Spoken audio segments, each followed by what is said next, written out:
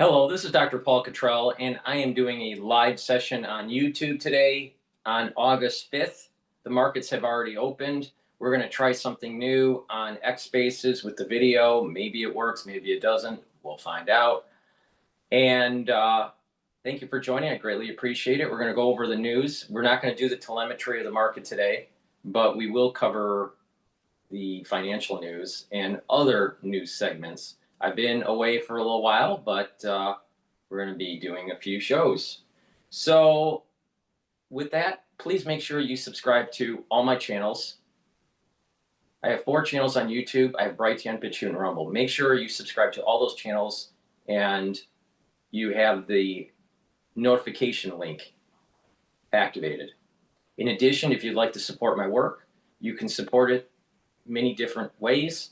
You can support it by sharing the links, asking your social media to follow me on X, on GETTR. You can sign up for my WhatsApp group. Go to my website, the-studio-reykjavik.com. You can donate through Stripe, PayPal, or buy me a coffee on my website. You can be a paid member to my Patreon channel. I do all these videos for free.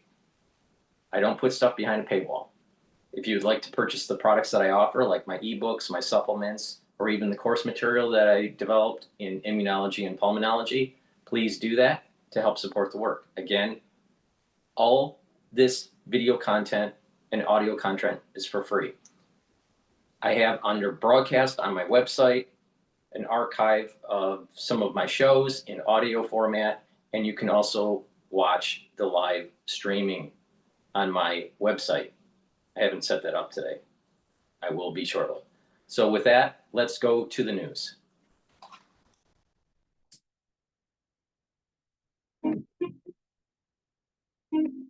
Markets, headlines. Bloomberg.com, Bloomberg Television, and the Bloomberg Business app. This is a Bloomberg Business Flash. From the Bloomberg Interactive Broker Studio, I'm Liz Mateo. Stocks holding near record highs. This is after alignment of corporate results. Also traders, so they're waiting some fresh readings on U.S. services. That comes in just a few moments from now. Let's start with the S&P 500 up 0.1%, 11 points. The Dow up 0.2%, 118 points, and the Nasdaq up 0.2% or 47 points.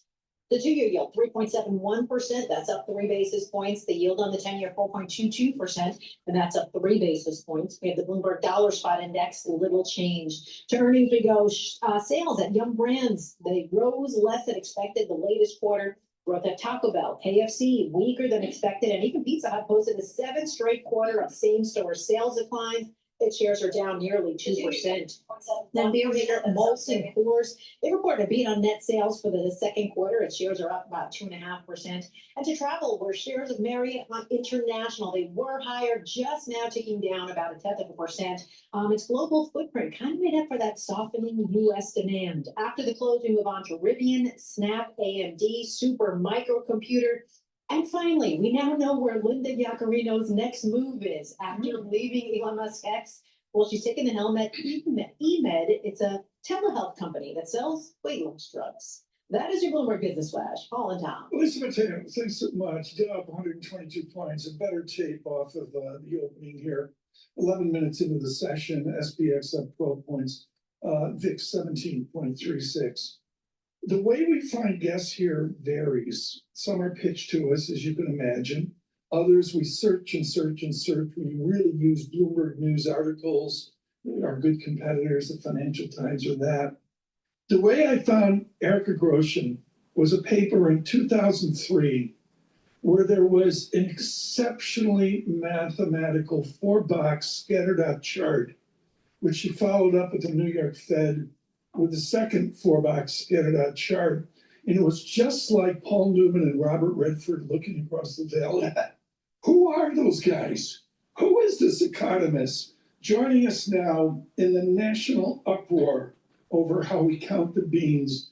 Definitive, Erica Grosjean. She's a former commissioner in the Bureau of Labor Statistics out of Madison and Harvard, and now with a shingle out at Cornell as well. Erica, who should the next BLS head listen to? How do you imagine BLS will go forward? Well, I think the next BLS commissioner should follow in the steps of all of the preceding BLS commissioners. And that really starts with the very first BLS commissioner, Carol Wright. We're talking about 1884. And I want to read you what he said about the commitment that he thought what was the BLS was making to the American people. He said BLS would be devoted to, and I quote, the fearless publication of the facts, without regard to the influence those facts may have upon any party's position or any partisan's views. That was 1884. And that, I think, is what we're looking for. Someone with the technical chops and the commitment that all the previous BLS commissioners have had. Carol Wright served under Sheridan in the Shenandoah Valley in the Civil War, so I assume he knew how to shoot a rifle. Mhm. This is, Erica Grosjean, this is a war of how we have counted data since at least 1947. People like you doing really grinding work week after week, month after month to count the beans of the economy. Is the data for the next jobs report believable? Yes, because the acting commissioner at BLS is Bill Wyatrowski, and I chose him to be deputy commissioner when I was there. He has been acting commissioner twice already, in between my term and Bill Beach's term, and then between Bill Beach and Erica McIntyre. He's an excellent leader and just an A1 data nerd, just the kind of guy we need to continue things. And so I don't think anybody should worry about the quality of BLS data while he's at the helm. Paul Wyatrowski out of the school. Erica's familiar with the school. It's south of Harvard. It's Yale. Gotcha. It's called South. as well. Okay. Erica, President Trump cited the poor quality coming out of the data of the U.S. Bureau of Labor and Statistics. Can you comment on that? How is the quality of data today, and has it improved or deteriorated over the years? That's a nuanced question. BLS has 25 programs, and it produces a lot of data. So I think you have two things going in opposite directions. One is that that BLS is We're live streaming on YouTube, we're live streaming on YouTube, on my website, the-studio-reykjavik.com, and on Spaces. Spaces, I'm doing something a little bit different. We have the audio version and the camera version. So with that, let's continue. I want to go with some of the news clips that have been coming in. So let's go to Fox Business at this moment. Well, it's kind of a scam when you look at the actual numbers. Let's talk about it with Art Locklear, former Reagan economist, and Steve Moore, host of More Money on WABC Radio. I'm looking at Steve. I'm looking at Committee to Unleash Prosperity. 950% overstated, 630% overstated. And the other thing is, no one's responding to the surveys anymore. So this thing is all being done by faulty econometric models, so-called birth and death models of businesses and jobs. And it's time for an audit and a top-to-bottom change. Trump's being criticized. He's right here. He's absolutely right. I should think. I don't know. What do you say? Yeah, look, under the Biden years, and they're still revising these numbers as we speak. Already, they've revised downward by about 1 million jobs, the numbers that had originally been reported. That's a big error, Larry, and out there. And so they're just, it's like a blind man throwing at a dartboard right now. And then you've got the situation where, look, I've been doing Maria's show in the morning when that jobs report comes out on that first Friday every month. Probably for 10 years. I've never seen anything like that report that came out on Friday. I mean, I've never seen anything like it. Those revisions are gigantic. There was something seriously wrong with the way we're doing this. And look, the jobs report is maybe the most important economic indicator report we get every month. So we got to make sure it's accurate, and right now it's not. I'm losing faith in those numbers. Well, look, first of all, let's put another plug in for Maria's great show in the morning. I'm glad you're doing that. Arthur, let me come to you. I mean, I'm looking at this thing. Steve, this is from the Unleashed Prosperity. Establishment surveys, unit response rates have collapsed in the last 10 years. Now, especially, yes, due to COVID, and since COVID, it stayed at the bottom. But the response rate used to be 60%, and it's now dropped to less than 45%. So, Art, the point is, you're going to put in a new BLS commissioner. He or she probably will do an audit, shake up the staff. They're going to have to find new methodologies, Arthur. And, you know, you're a smart guy. What do you think they ought to do? Well, I was very involved with this, as you were, Larry, long ago and far away. I was the first chief economist at the OMB, and you were the chief economist 10 years later there. And these numbers are absolutely critical, and they should be reviewed all the time. And, when you get something like COVID coming in and you've got automatic seasonal adjustments, the COVID can't handle the seasonal adjustments correctly. You need a thorough review and analysis of these programs. We do rely on these data very, very much. I doubt very much that anyone deliberately in the departments or agencies, I just hope they didn't deliberately fudge the numbers. I can't imagine they did that. But in these types of turmoil, we really need to rely on these types of numbers, and therefore we need to have them as accurate as possible. And a good review committee would be really special. And I think that's what we need to do. Actually, that's a good point. But the other thing is this birth and death model, which is so flawed. All that means is the birth of new businesses and jobs and the death of old businesses and jobs. Some months, many months, that's the biggest factor in the entire jobs report. Yeah. And it's a flawed econometric model. Yeah. And I think they ought to junk it. Steve, you're nodding your head. I agree. I mean, I just think that there's got to be a better way. Okay. Another thing Mr. President Trump talked about was this Federal Reserve situation. We're going to play some tape on that. Take a listen, fellas. I have a couple of people in mind. I'll be announcing somebody for the filling of the person that left. A woman left, as you know, who is a Biden appointment. And I think she left because she agreed with me on interest rates. And yet they were on the other side of the ballpark, right? So I'll be announcing that probably over the next couple of days. All right, next couple of days. I left for among the candidates. Actually, there's two choices here. One is he can appoint somebody to this open seat and name that person as his new chairman. I know it wouldn't take effect until May, but it sure would shake up the musical chairs at the Fed, kind of undermine Jay Powell. Or he could just appoint somebody for 4 or 5 months and then wait until Mr. Powell leaves his chair next May. And tell me your thinking on this point, please. Well, I think he should appoint the person who's going to make chairman as soon as possible, and that would be filling up this temporary and then go to the Larry, as you know, I really don't think the Fed should be independent. I don't think the Defense Department should be independent or the Treasury should be independent. I mean, the Fed is part of the administration and it should be run by the administration, and an independent Fed just causes all sorts of problems.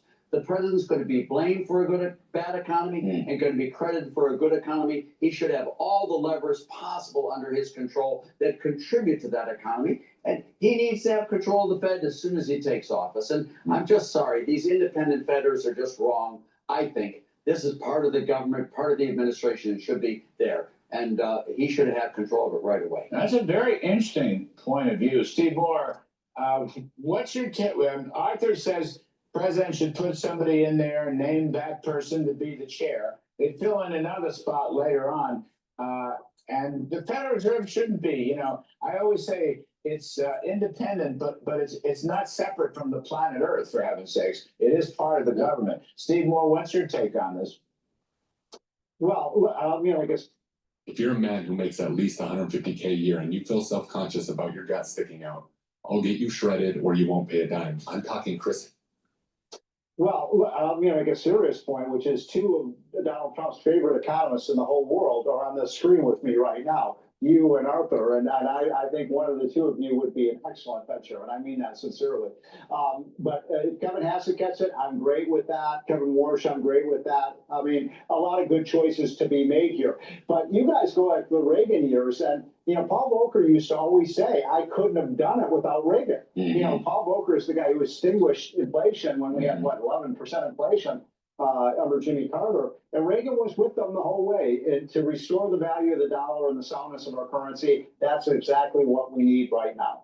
So basically, you're agreeing with Art. Okay, the Fed is not all that independent. And Art, you make it's a good point. Presidents will live and die. If they appoint somebody bad at the Fed, it will cost them politically. That's right. If someone who permits high inflation, which would breed high unemployment. If they appoint a sound money person with low inflation and low unemployment, they'll take the credit. So you're saying presidents have incentives to appoint the best possible person.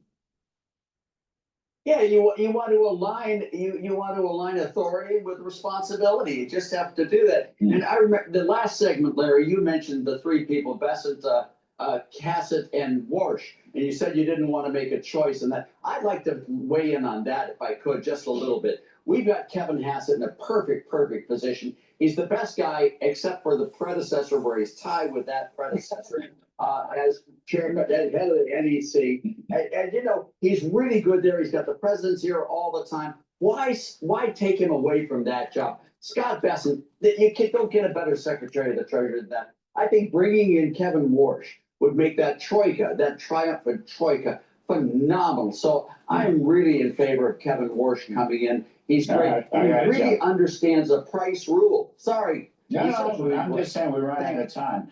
The president is watching this show, and I'm glad you've given him sound advice. And I'll leave it there. We're all pals and we're all good friends. Steve Moore, thank you. And Arthur Laffer, thank you. Very, very interesting.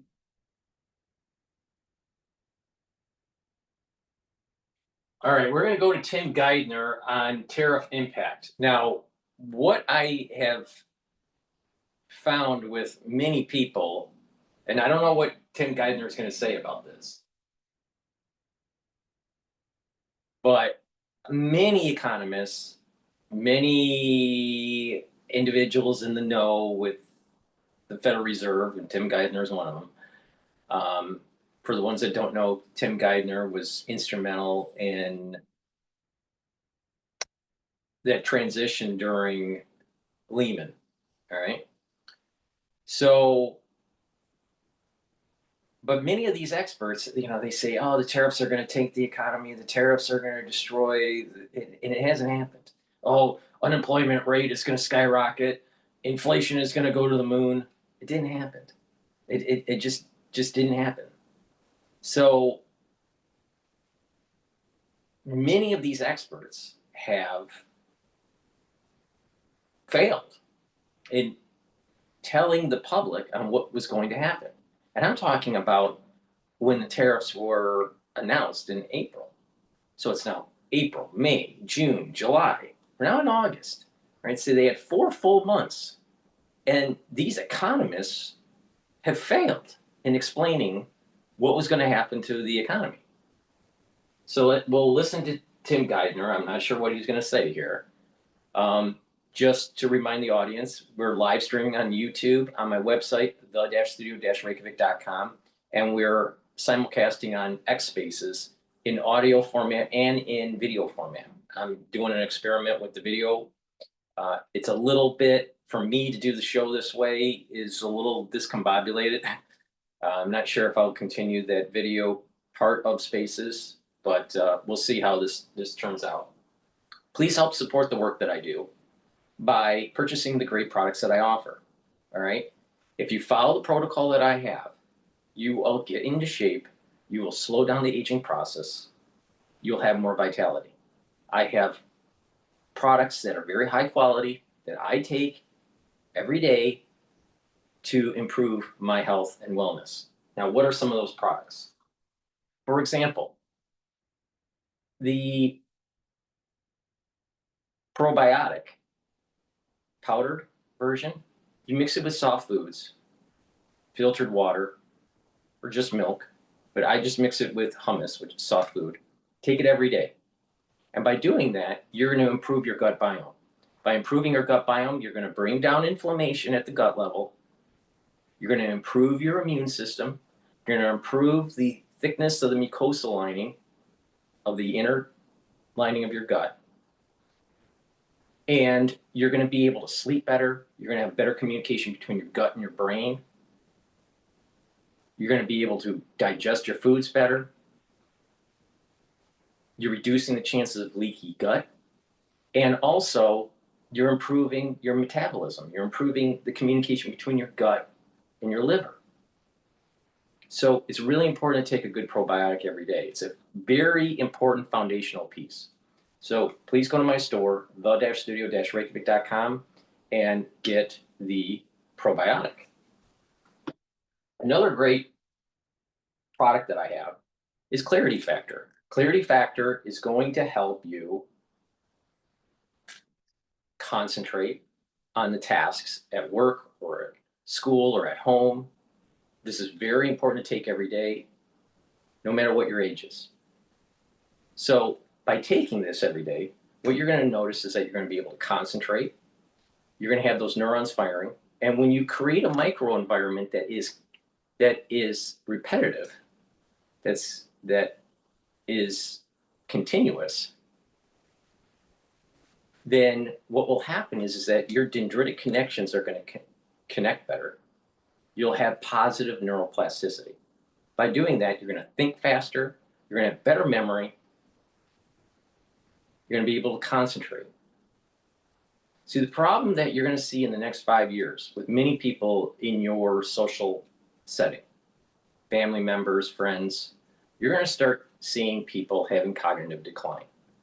And cognitive decline or neurological decline is going to manifest in multiple ways. One is the cognitive decline aspect of it, of neurological decline, and also mobility. So with the cognitive decline, you're going to start seeing people having a hard time remembering, having a hard time creating set structure, writing. Some people will just kind of look like they're in a fog. The other side of the neurological decline is gait issues, walking issues, balancing issues. These all can be mitigated by improving your neuroplasticity. Now, when you improve that neuroplasticity with Clarity Factor, that's going to help with the cognitive function. You're going to be able to improve your memory. You're going to think faster. You're going to be able to concentrate. So it's important to take it every day. But you need to do other routines that help with cognitive function. And part of that is resistance training, cardiovascular training, stretching, and balancing. Now, why are those 4 modalities of exercise important for neurological health? By getting better blood flow to your brain, you're going to have the micronutrients that you need for that neuroplasticity and to maintain those neurons. By doing resistance training, you're activating your muscles and stimulating those neurons that activate those muscles.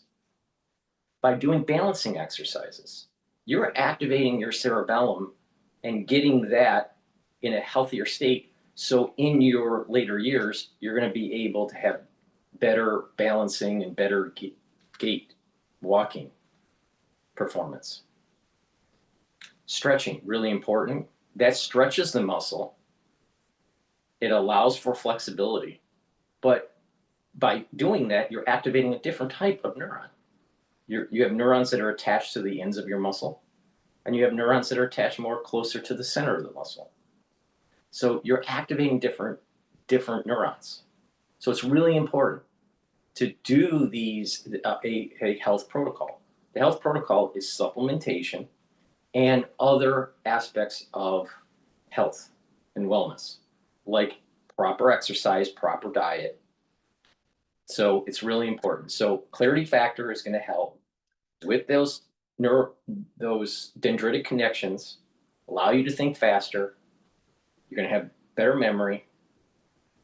And when you couple that with proper diet, proper exercise, proper sleep, you're going to improve your neurological function. So don't think that neurological function is just cognitive. It's not. Neurological function is also in terms of modality, in terms of mobile, the ability of movement, your kinetics, your kinematics. All right, so it's really important. So please go to my store, the-studio-reykjavik.com. Take my advice, it works. Get the clarity factor, help with speeding up that thinking process, focusing, and improving your memory. But couple it with exercise and proper diet. By doing that, you're going to help those neurons be able to improve activating muscle, balancing your body, stretching your body. All those are very important. It's not just for muscle. It's not just for your ligaments and your tendons, but it's also for your cerebellum. So please go to my store, the-studio-reykjavik.com. Use discount 5, you get $5 off any order. If you spend $150 or more, you get a free gift until supplies last.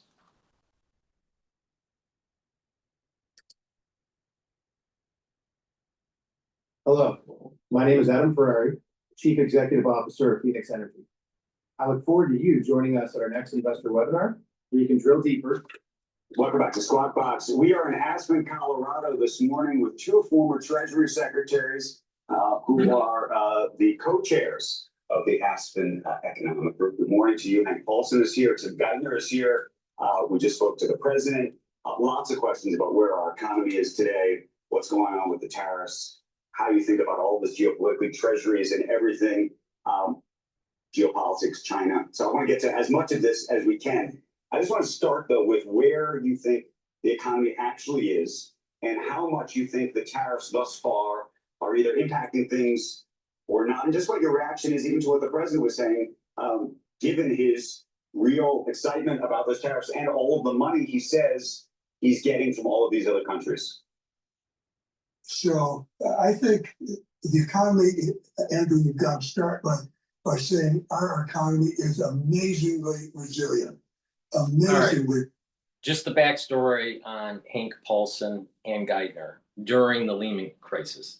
Hank Paulson was the Treasury Secretary, and Geithner was a Federal Reserve governor at the New York Fed. Right? He was the head of the New York Federal Reserve because they have different branches. So that and then once Obama came into office, Geithner ended up becoming the Treasury Secretary. Now Paulson is from Goldman Sachs. Now this is all happening during George Bush Jr.'s presidency when Lehman happened, right? And then the transition team carried over to Obama's administration. Now, before George Bush Jr. and Lehman, there was this move within politics to try to weaken the dollar. All right. And the Treasury secretaries were, this is before Rubin. Rubin was the Treasury Secretary. If you remember, Rubin was traveling around with Bono all the time. All right, that was during that time period. All right. Now, before Rubin, there was this desire to try to weaken the dollar. And the idea was by weakening the dollar, you'd be able to have better exports, right? But what happened was the markets had a fit, and there were bond vigilantes that were taking place. Now, if you remember, James Carville ran Bill Clinton's campaigns. I think he ran both of them. James Carville said that if he was to be reincarnated, he wanted to be the bond market or a bond trader. So during this period of time, during Clinton's first term, the first half of his first term, he was a bit of a progressive, but then he ended becoming a centrist. So there was this push to actually weaken the dollar. Well, what happened was the markets had a fit, and Rubin comes in. I believe Rubin was running. I think he's also a Goldman Sachs guy. I'm not sure. But what happened was he pushed for a strong dollar. And by pushing for a strong dollar, the bond vigilantes went away, the market started to rally, and because of tech, we had this big boom in the United States economy with IT technology during the Clinton administration. So the reason why I'm bringing this up is that Hank and Geithner were at the tail end of this pendulum that was swinging, where you had a group of people in politics in Washington that wanted to weaken the dollar, and then they strengthened it. There was a big boom in the economy, but with that also led to NAFTA, globalization on steroids, 35 years of this, right? And then now with Trump, there is this pendulum is coming back to swing with tariffs, with weakening the dollar, with lowering rates. All right, so I just wanted to give you, there's a long arc here going all the way back to pre-Clinton days. It's like almost like during the Bush Senior, all right, days. There's this long arc. Bush Senior, Clinton, Bush Jr., Obama, right? So, and then Trump, Biden, and Trump again. There's this long arc of this weak dollar, strong dollar, and then trying to weaken the dollar again. So Hank Paulson is, or was, a Treasury Secretary under George Bush Jr. Geithner was one of the governors at the Federal Reserve in New York. Okay, he was the head guy in the New York Fed. So all this happens during Lehman, and they're the ones that decided to let Lehman blow up. All right. Now, once Obama comes in, Hank steps aside. Now remember, Hank's Goldman Sachs, all right? And Geithner comes in as Treasury Secretary. Okay. So that's a little bit of a broad brush of a little bit of the history of this. So now remember, we're talking about tariffs and how it will affect the economy. But it's in the backdrop of weakening of the dollar and this long arc going all the way back to Clinton, or if you want to move it even farther back, going all the way back to George Bush Sr.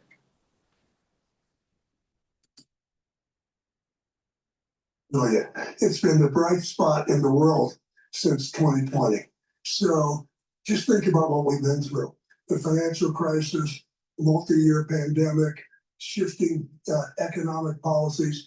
And yet, you know, if you go back to 2020, we've grown 3 times the rate of the rest of the G7. We've had output 40% higher than Germany, Canada, and so on. And we have got the strongest private sector. So I start there. Then in terms of what's going on with the economy, tariffs, etc., let me tell you, it's going to take a while to determine that. It looks like things have slowed down a lot, okay, in terms of manufacturing jobs and in terms of job creation. But there's so much going on, right? Look at everything that's going on right now. It is amazing. And it's going to take a while to work its way through the system. So we've got, as you said, we've got tariffs, we've got tax cuts, we've got the impact of AI. That's going to take a while for us to determine. Where do you land on tariffs? I mean, tariffs are a bad tax. They're like a corrosive tax on American manufacturers. They're aggressive in their impact. And we don't know where they're going to settle out yet. You still don't have, you know, where China's going to settle out, where India's going to settle out. You know what the relative changes are going to be. So you don't know yet what the broad impact on supply chains is going to be. But it's a shock. It's a hit that the U.S. economy can withstand. It'll be meaningful, but not enough to break this pretty strong economy. We're an economy that's very hard to break, and we've got a whole bunch of things happening in the American economy that are a source of strong investment demand, innovation, and things like that. And so it'll be hard, and Hank's right, it'll be hard to figure out how hard to. This is and I've been saying this even through the previous show, all right, with Warpath. But this show is now called Yard Wars. And if you want to know why I called it Yard Wars, watch the first episode. But there are multiple variables here. And tariffs, yes, on the surface as a textbook, you can look at these things in textbook kind of ways, but in reality, there's more feedback loops. So the textbook doesn't really capture it all. But in a textbook way of looking at this, tariffs will increase the cost of what you produce when you import. Let me rephrase that. Tariffs will increase the cost of what you import. All right. It also has a feedback loop. And that feedback loop, for how it transmits to the consumer, it's not necessarily true that all of the tariff goes to the consumer. Because of competition, because of margins, some of it gets absorbed by the manufacturer in the foreign country. Some of it is absorbed by the company that is importing it and selling it to the consumer. And some of it will be absorbed by the consumer. It's not necessarily true that all of it will transmit as a price increase. Some goods more than others. But in the aggregate of the economy, it hasn't happened. In addition, it's a source of revenue. All right? If you go back all the way back to the Civil War days, all right, and even during the late 1800s, early 1900s, tariffs were a means as gaining revenue for the government. So there's different ways that the government can get revenue. Issue a bond, and it's taking out a loan, so it's issuing debt, increasing taxes, or tariffs. So if you say that tariffs are is a regressive tax, right? Well, then you're also saying that taxes are a problem too, right? Or debt is a problem too.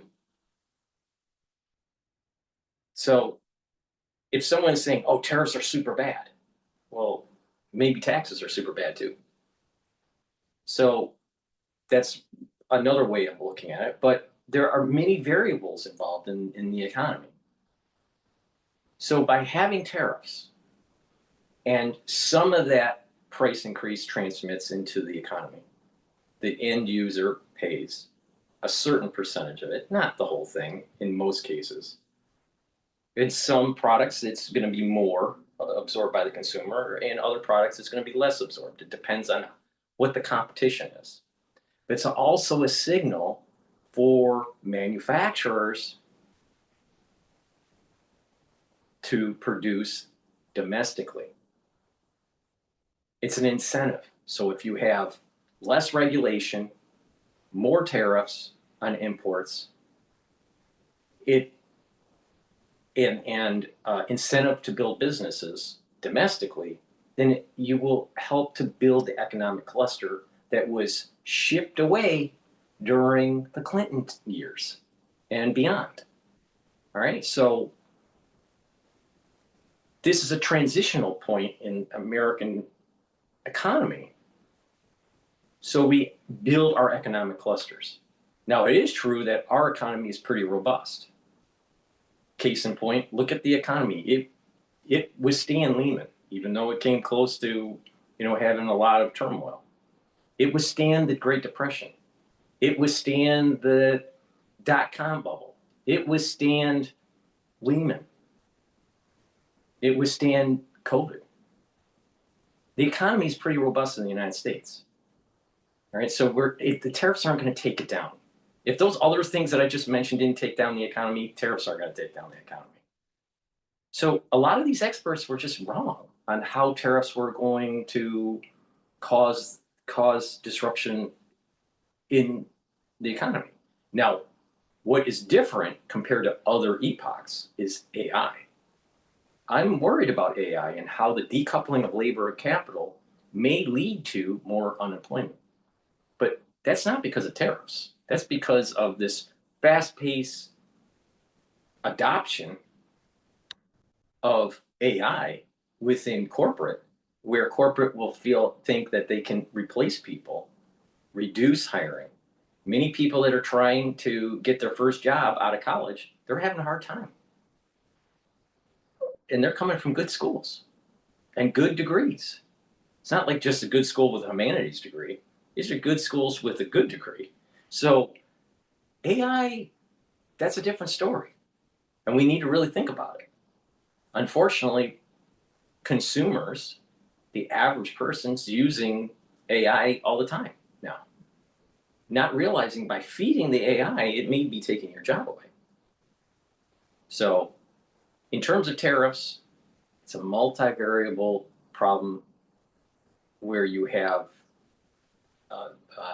different dynamics and different feedbacks, and the economy is robust enough to absorb it. Now, it would be nice if we had all this settled, because the market gyrations that are happening in the equity market are due to the jawboning of the administration. Now, if Trump stopped that, then there would be a little bit more stability within the equity market, and the wall of worry would continue upward to about 7,000 for the S&P 500. But I still have a target of 6,800 for the S&P 500 by year end, maybe even 7,000. But it really depends on how much jawboning takes place within the White House. But the real economy, not the stock market, but the real economy is pretty robust. Now, is there a little bit of slowdown? Probably. There's probably a little bit of slowdown, but that's not because of tariffs.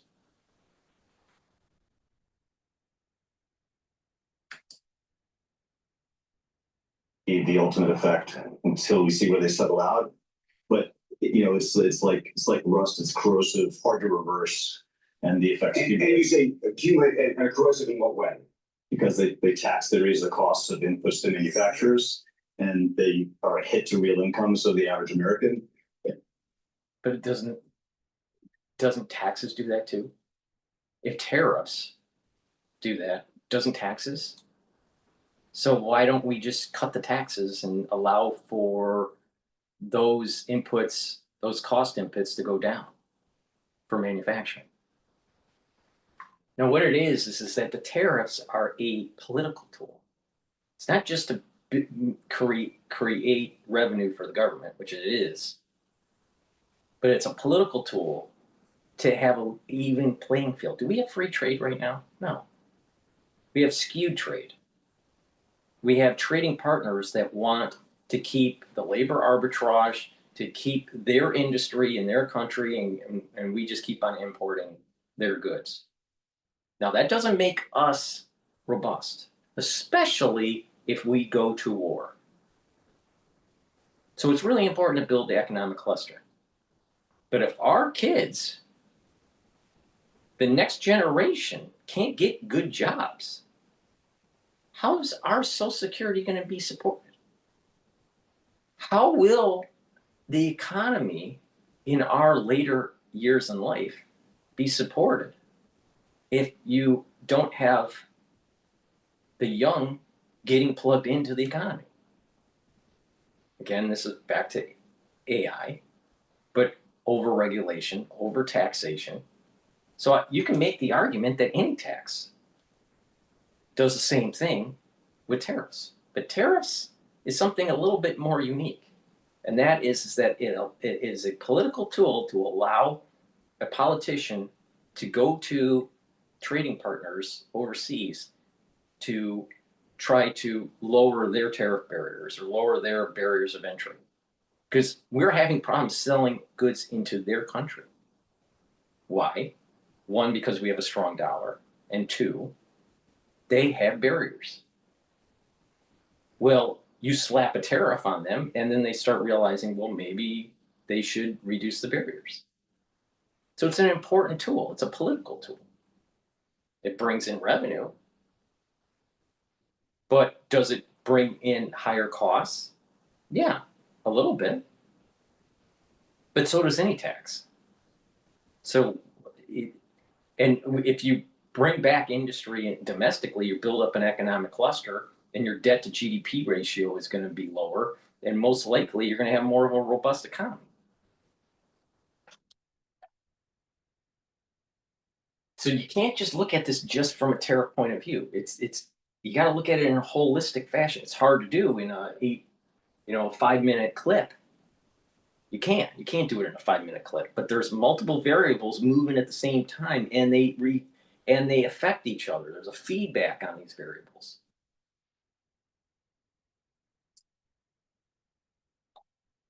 They have that basic effect. You can't escape. And the long-term challenge for us, of course, is they will raise revenue.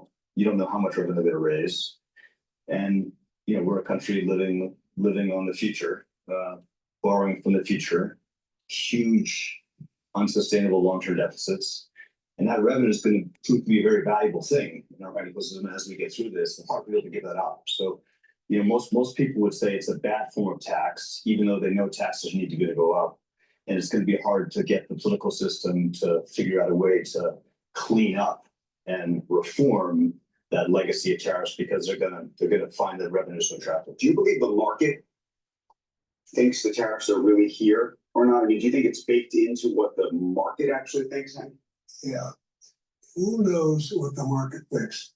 But I will tell you, there's no real permanence to it, right?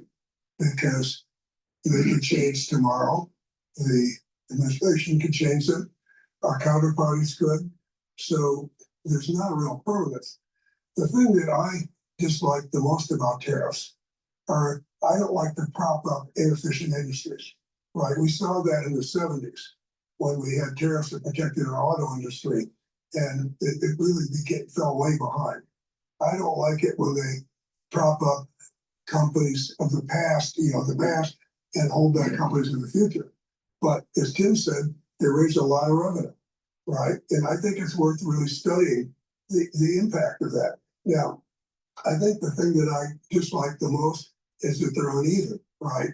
And so they're uneven, they punish some, they benefit other. I'm talking about within Tariffs, you just said it, tariffs are good for bringing in revenue. Just like taxes, bringing revenue for the government.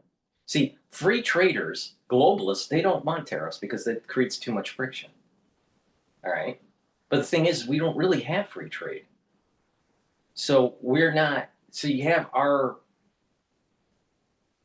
trading partners creating barriers of entry. We have barriers of entry too. So we have the same problem because there's subsidies of certain industries and blah, blah, blah. But he just came out of Hank Paulson's mouth. Tariffs are going to be a good revenue stream.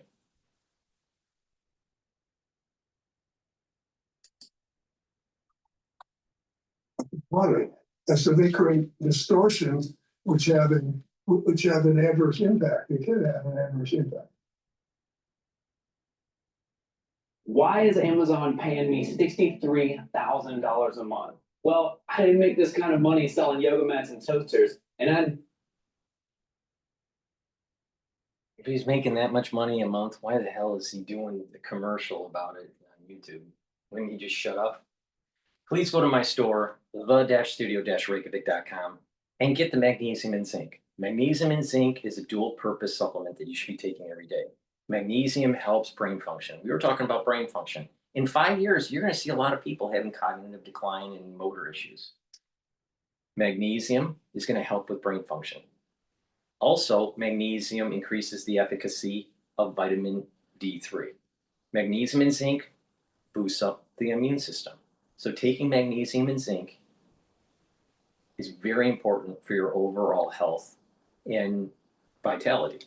And it's part of my anti-aging protocol. In addition, nattokinase. Nattokinase is really important to help bring down LDL levels, increase your HDL levels, and it's fibrinolytic, so it's going to help to break up clots.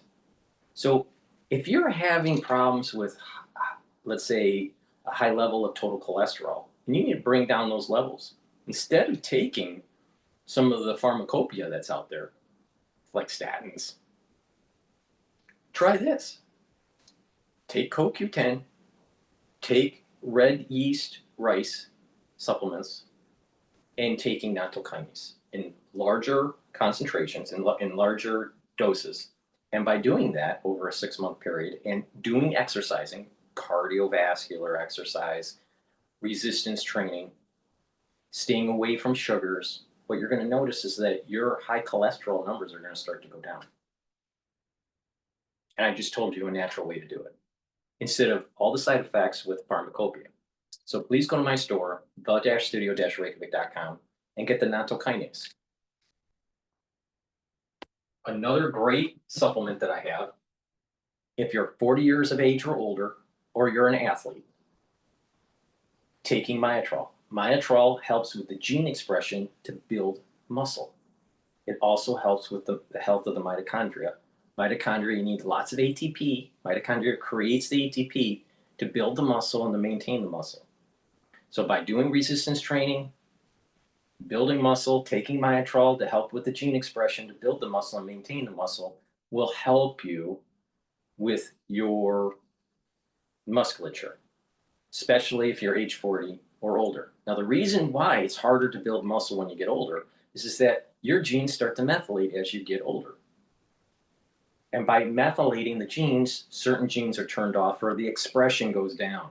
And that's what's happening with most people when they turn about 40, is that they can't produce muscle as easy compared to when they were in their 20s. So it's important to take supplementation to allow you to build that muscle. This is for males and females. And if you're an athlete, younger or older, you'd benefit from Myotrol also.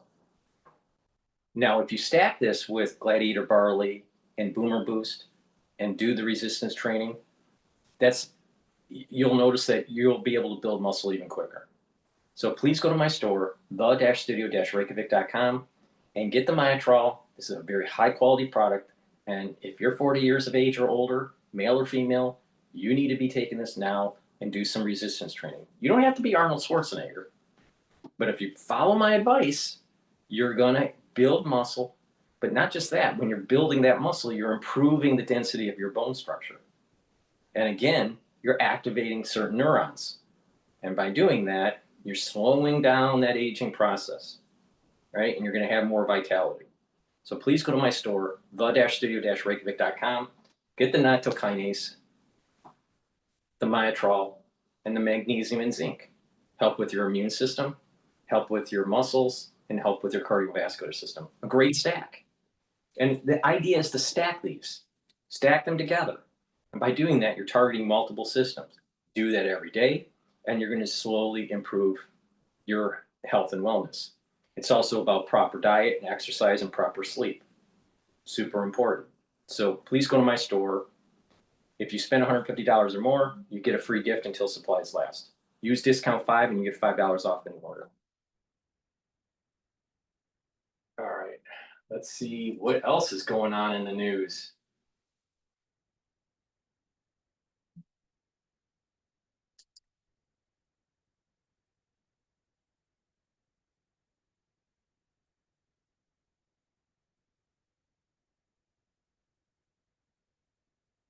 All right, let's listen to General Keane predicting where the Israeli war is heading. If you haven't exercised in years, you have to start small with my beginner-friendly Tai Chi class. 3 reasons every man over 40 should start doing. Israeli Prime Minister Benjamin Netanyahu reportedly approving a plan for the Israeli Defense Forces to fully occupy Gaza, forcing Hamas to release the remaining hostages that are still in their grasp. A source telling a prominent Israeli journalist, quote, Hamas will not release hostages without total surrender. If we do not operate now, the hostages will die of starvation, and Gaza will stay under Hamas's control. The mandate for a deal was broad, but we did not get agreement, so we will go for occupation. The Israeli military fully controls nearly 75% of the Gaza Strip. The expansion would allow the IDF to conduct operations where they believe the hostages are currently being held. Hamas released harrowing footage of an emaciated Israeli hostage that was inside Gaza over the weekend, drawing international criticism and outrage in Israel. I want to bring in Fox News strategic analyst and chairman of the Institute for the Study of War, General Jack Key. General, this is quite a turn if the cabinet votes to fully occupy Gaza. It sounds to me, and I can't wait to get your thoughts on this, that they realize that there is no world in where Hamas has any control left in Gaza, and they're ready to move. Well, there's a vast amount of frustration here on the part of the Israelis and also, the United States, because we've been partnered with the Israelis in these negotiations with Hamas, through Qatar. I mean, the reality is after many, many, many weeks of negotiations to try to get that 60-day ceasefire, hostage exchange for prisoners and detainees, despite Israeli concessions, one after the other, Hamas still said no, no, no. So Israel is throwing up their hands here, and so is the United States. The United States leadership is very frustrated. There's a recognition that it's unlikely to get a temporary ceasefire and hostage release, that it's more likely to negotiate at some point an end of war strategy to get all the hostages out at the same time. But to do that, and the Israelis have concluded that they have to put more pressure on Hamas to do that. And likely the pressure that's already been there's been nothing forthcoming. So that's what this really is all about. It's not a permanent occupation of Gaza. Certainly Israel doesn't want that, can't afford to do that. I mean, the IDF is a very small military, and certainly that would extend them quite a bit. This is about putting a pressure point on Hamas to get a final deal done.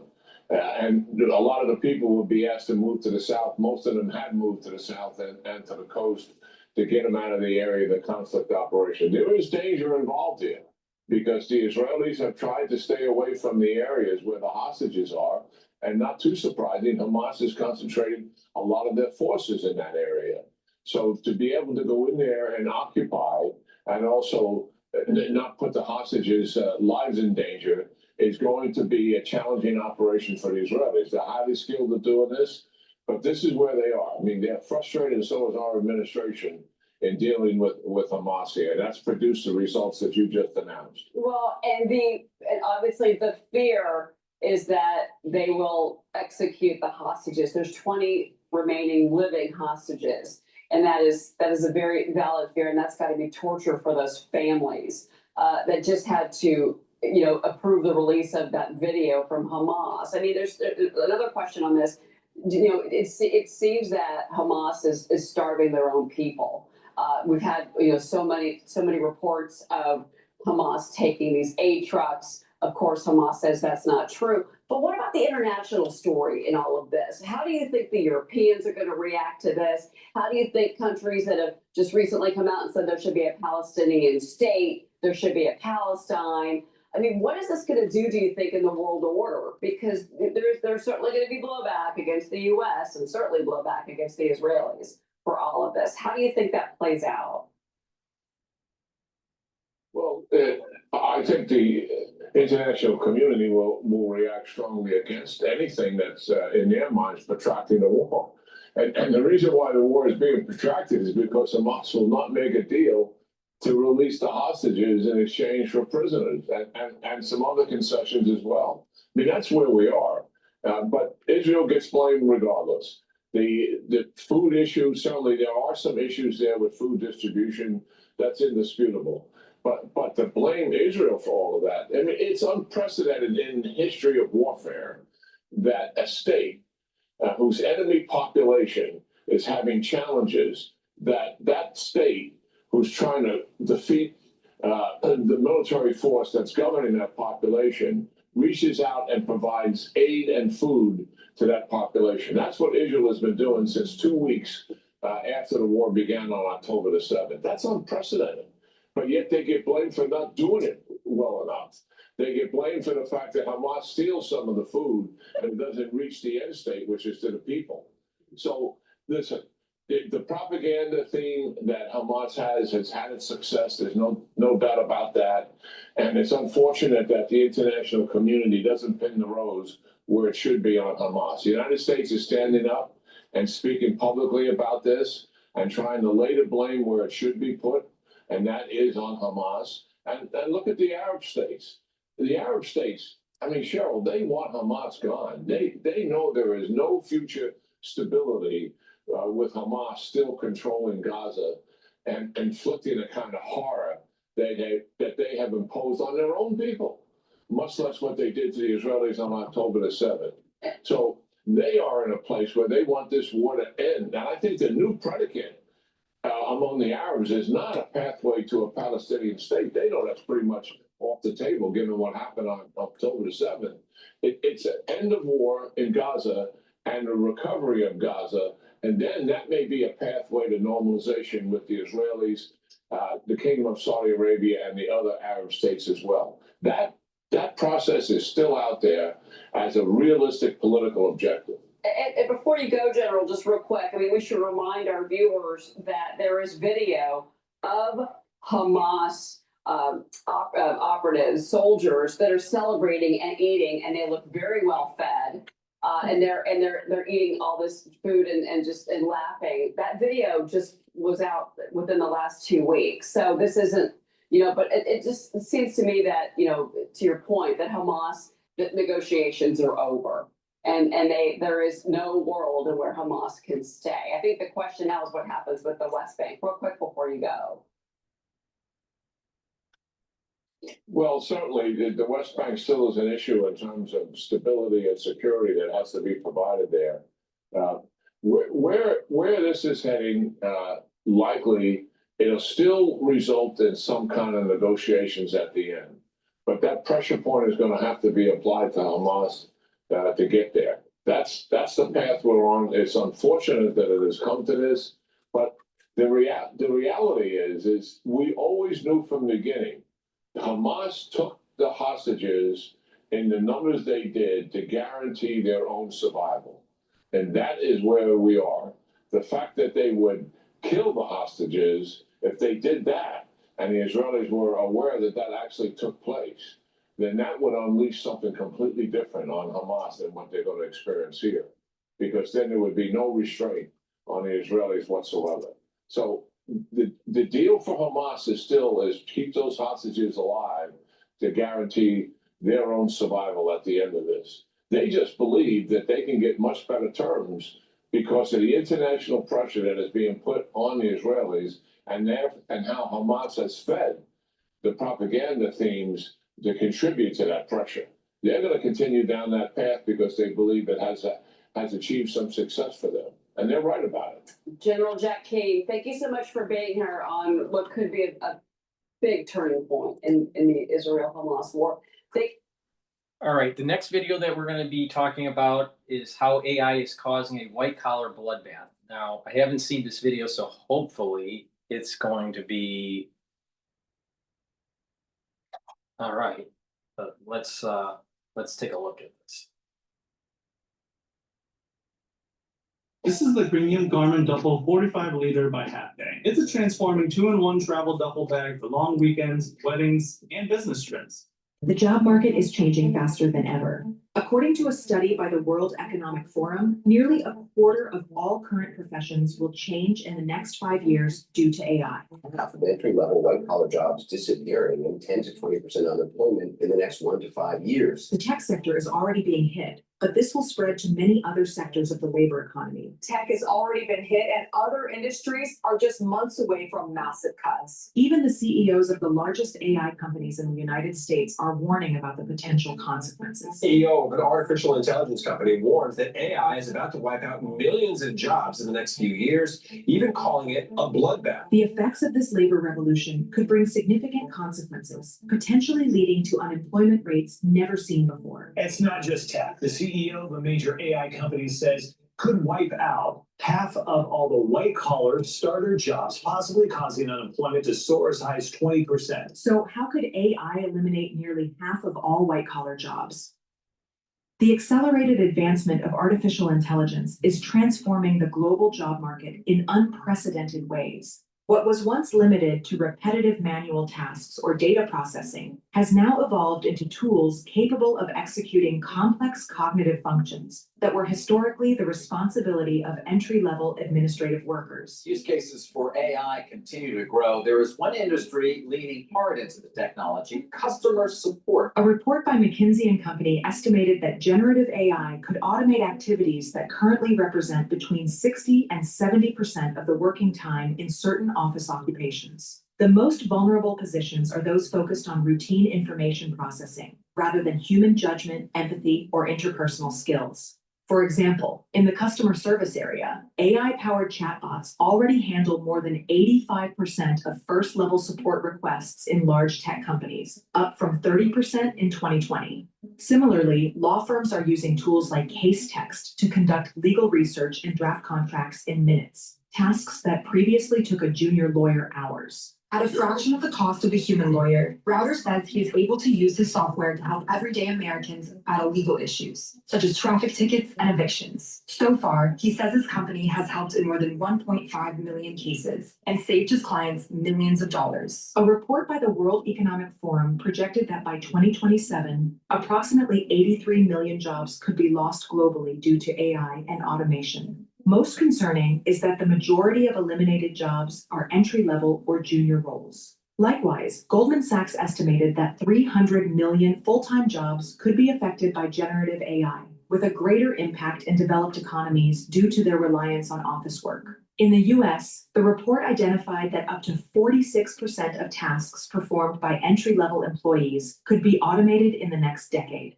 In concrete terms, if these projections are fulfilled, between 10 and 12 million entry-level office jobs could disappear in the US alone, considering the current size of the administrative workforce. And the behavior of large companies in 2024 and 2025 reflects this transformation. Right, the layoffs that are rippling through the tech industry aren't showing any signs of easing. IBM is the latest tech giant to do so. The company announced it will cut about 3,900 jobs, mainly in its IT services segment. Companies like IBM, Deloitte, and Accenture have announced pauses or significant reductions in junior-level hiring. The CEO of IBM stated that the company planned to halt hiring in roles that could be replaced by AI, especially in human resources and administrative support. These roles represented about 26,000 employees within the company. Similarly, Accenture announced in its 2024 fiscal report the cut of 19,000 jobs, mainly among non-billable and entry-level staff, while increasing its investment in training and deploying generative AI. Even in sectors like finance and marketing, junior analysts are being replaced by AI tools that offer faster, cheaper, and more scalable solutions. The collapse of entry-level jobs has also affected internships and training programs, which have traditionally served as gateways to the professional market.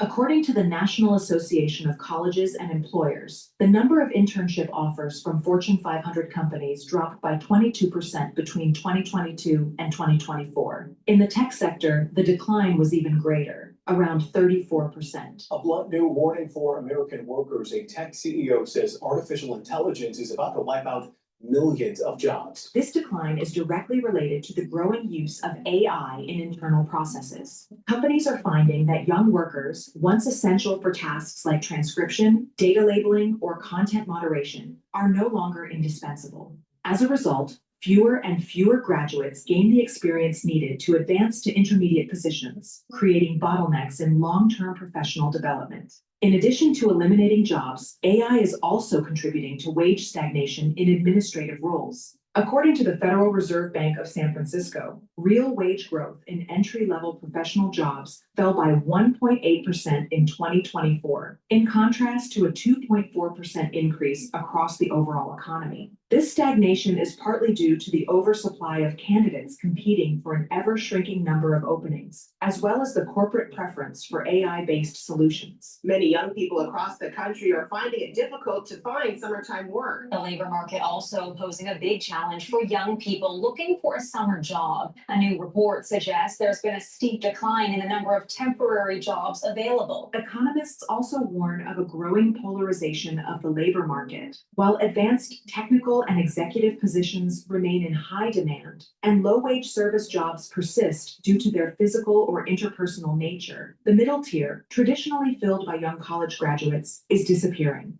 AI is not only increasing human productivity, it is directly replacing it. Whereas previous waves of automation, such as spreadsheet-supported human work, generative AI can perform tasks from start to finish without human intervention. And it reflects a troubling increase in businesses and companies opting to cut back human tasks in favor of technology. A 2024 MIT study found that the adoption of AI led to a 19% drop in job postings involving repetitive cognitive tasks, while job postings for AI engineers and product managers rose by 11%. This asymmetry suggests that for every new job created in AI, 2 to 3 junior jobs disappear or are never posted.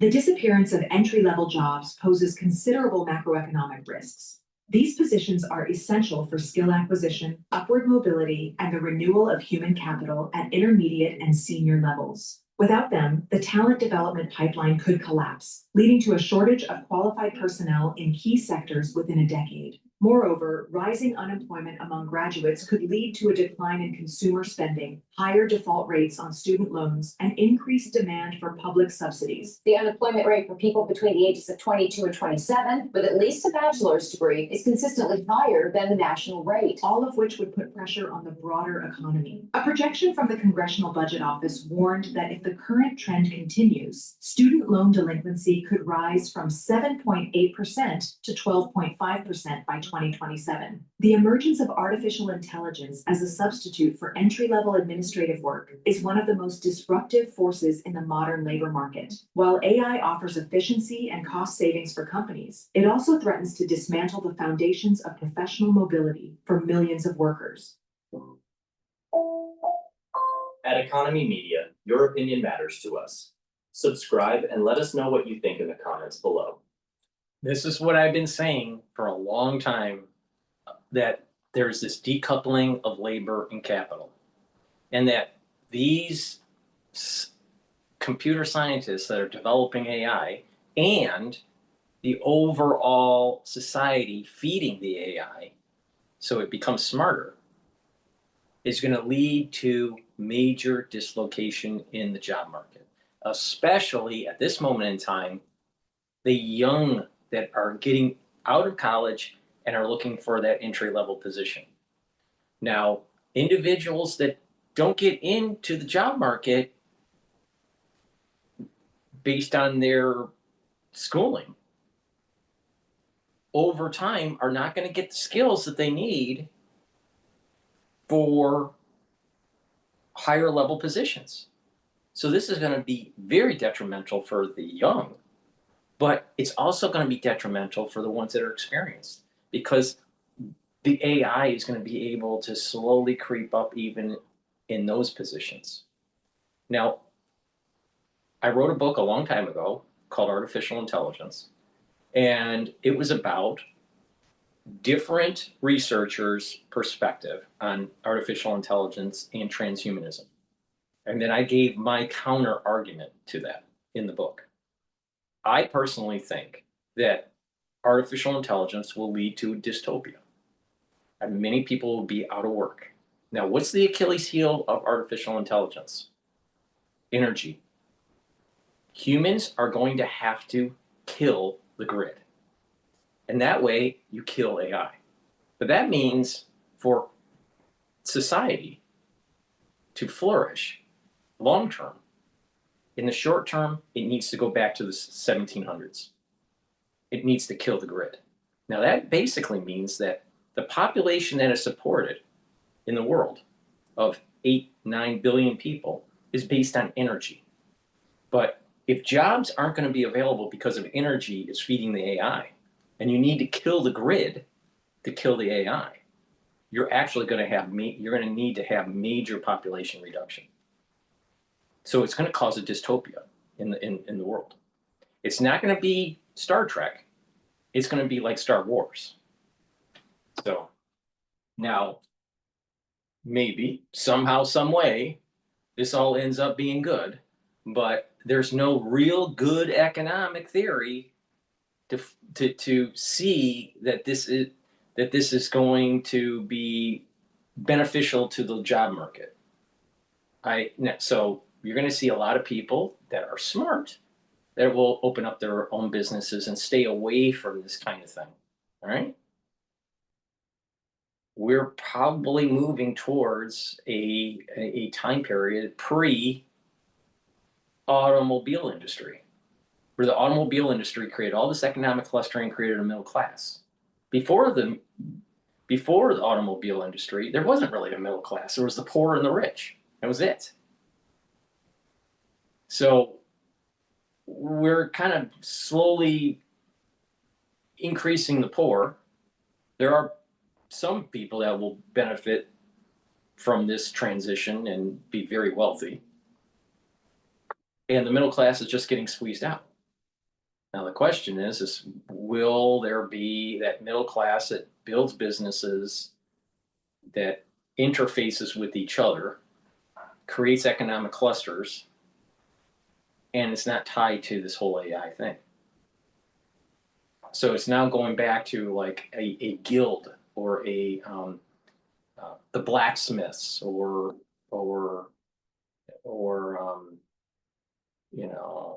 shoemakers. Or the point I'm making is that during the Middle Ages there were people that knew how to do things in low production and sell their wares, sell their product to people in the village. Something similar is going to have to happen. People are going to need to know how to make stuff. And, it's going to, I'm not so worried about tariffs. I'm a little bit more worried about the long-term integration of AI and what that means. Now, people would say, well, there's going to be universal income. Yeah, that will be okay maybe for the first year, but it's going to be inflationary, and the costs of goods will continue to go up and up and up as the society becomes less and less productive, because there's less people working.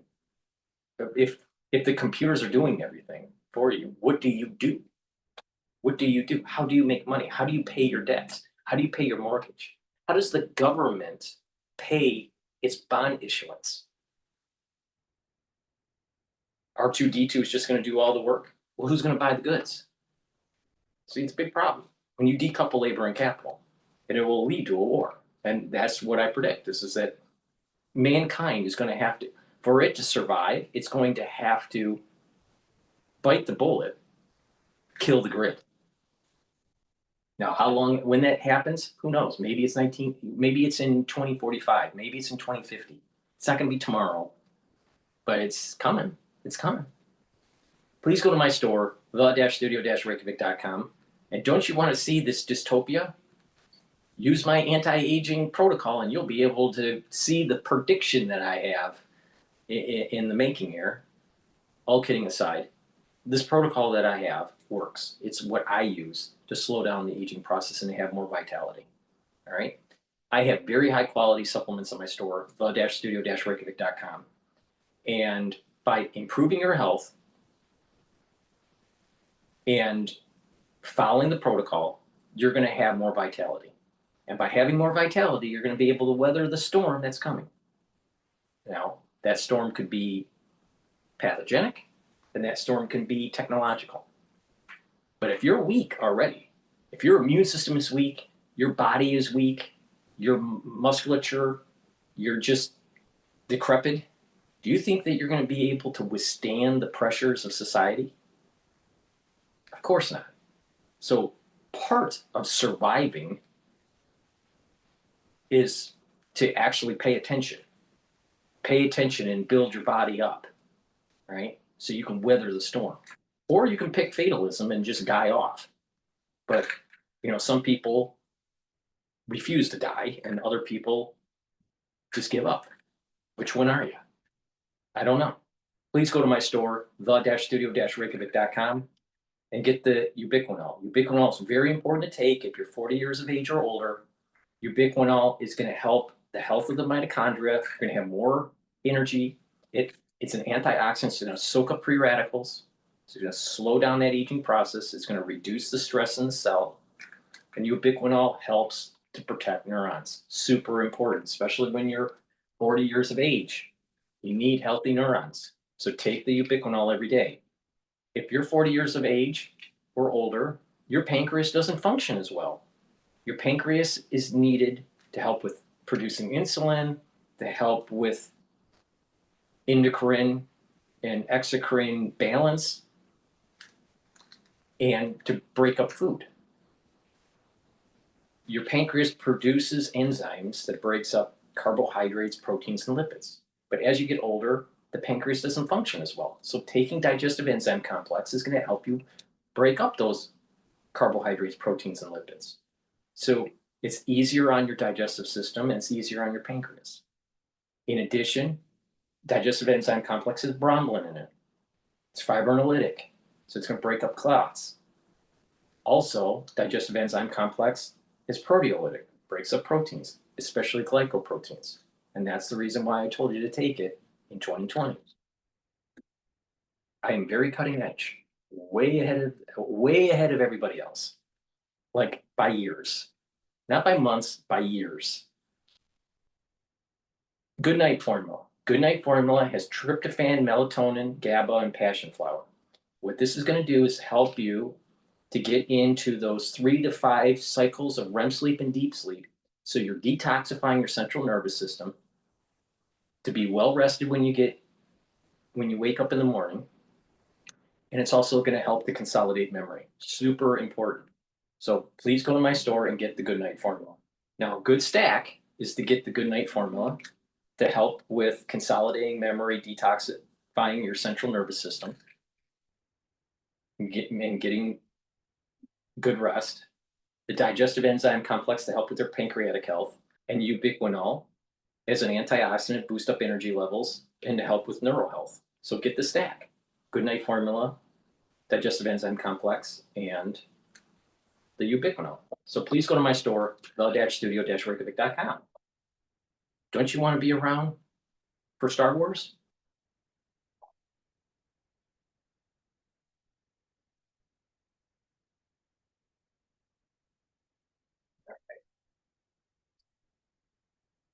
All right. President Trump talking about trade and tariffs.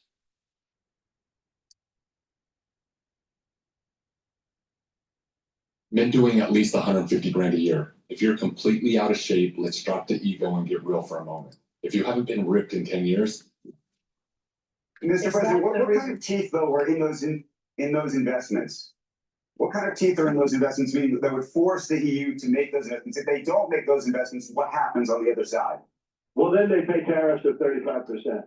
No, they brought down their tariffs. So they paid $600 billion. And because of that, I reduced their tariff from 30% down to 15%. And a couple of countries came, how come EU is paying less than us? And I said, well, because they gave me $600 billion.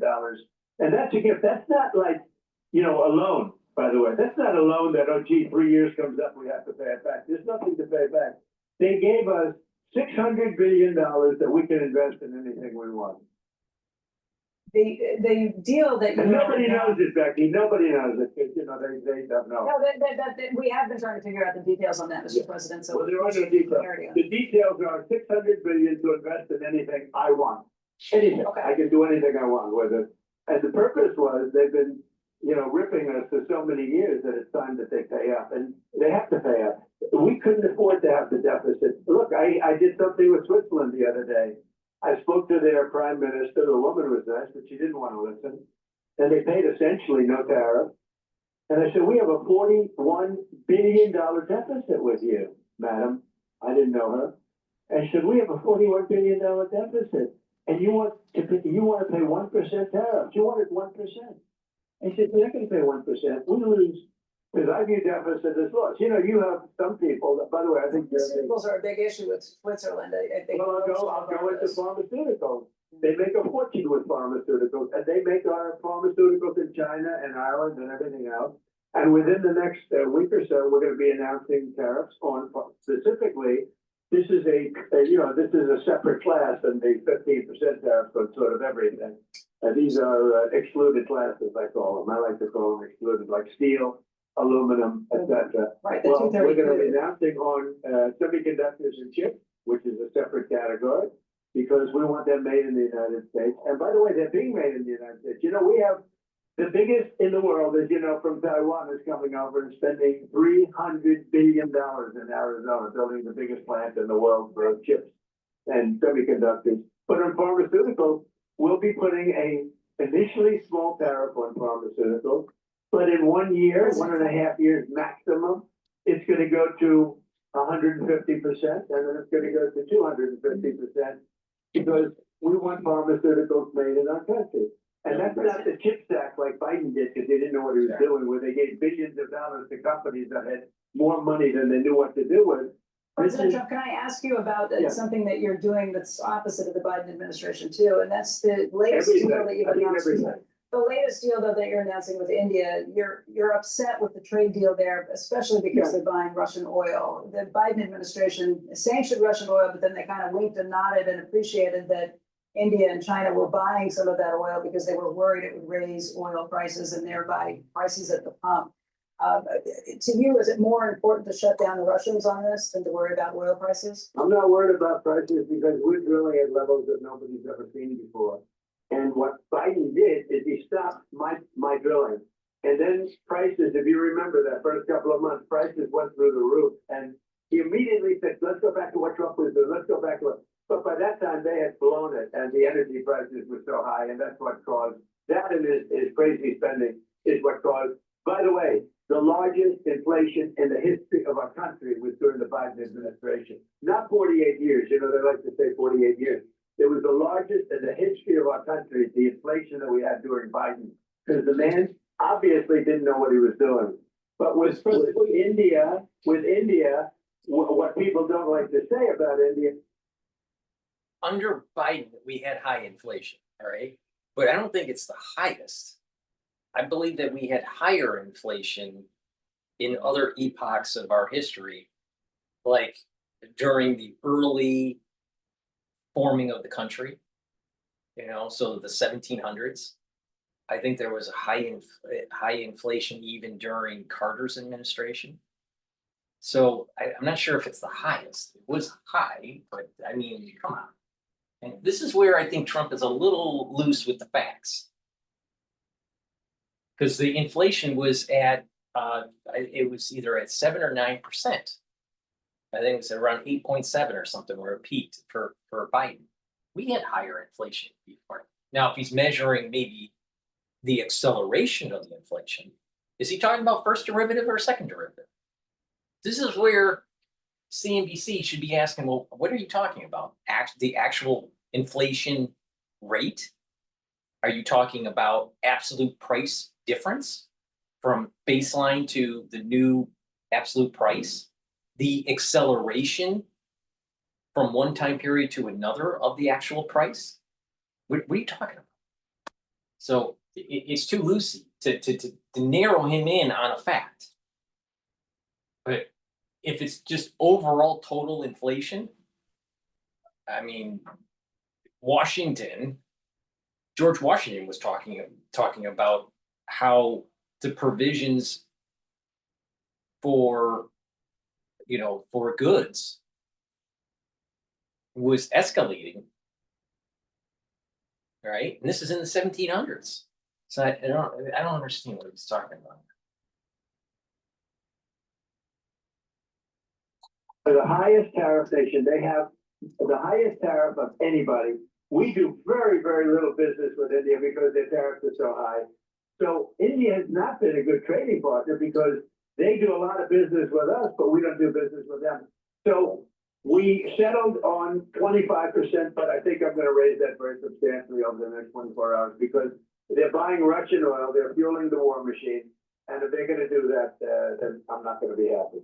There are a lot of deals signed, and I don't know, if, I thought India was imminent. I'm not sure what the sticking point is there, Mr. President. But let's just, since we don't have all day, we got to talk Well, China. the sticking point with India is that tariffs are too high. Now, I will say this, India went from the highest tariffs ever, they will give us 0 tariffs. And they're So gonna let us China- go in, but that's Let's not talk good China. enough because of what they're doing with oil, not good.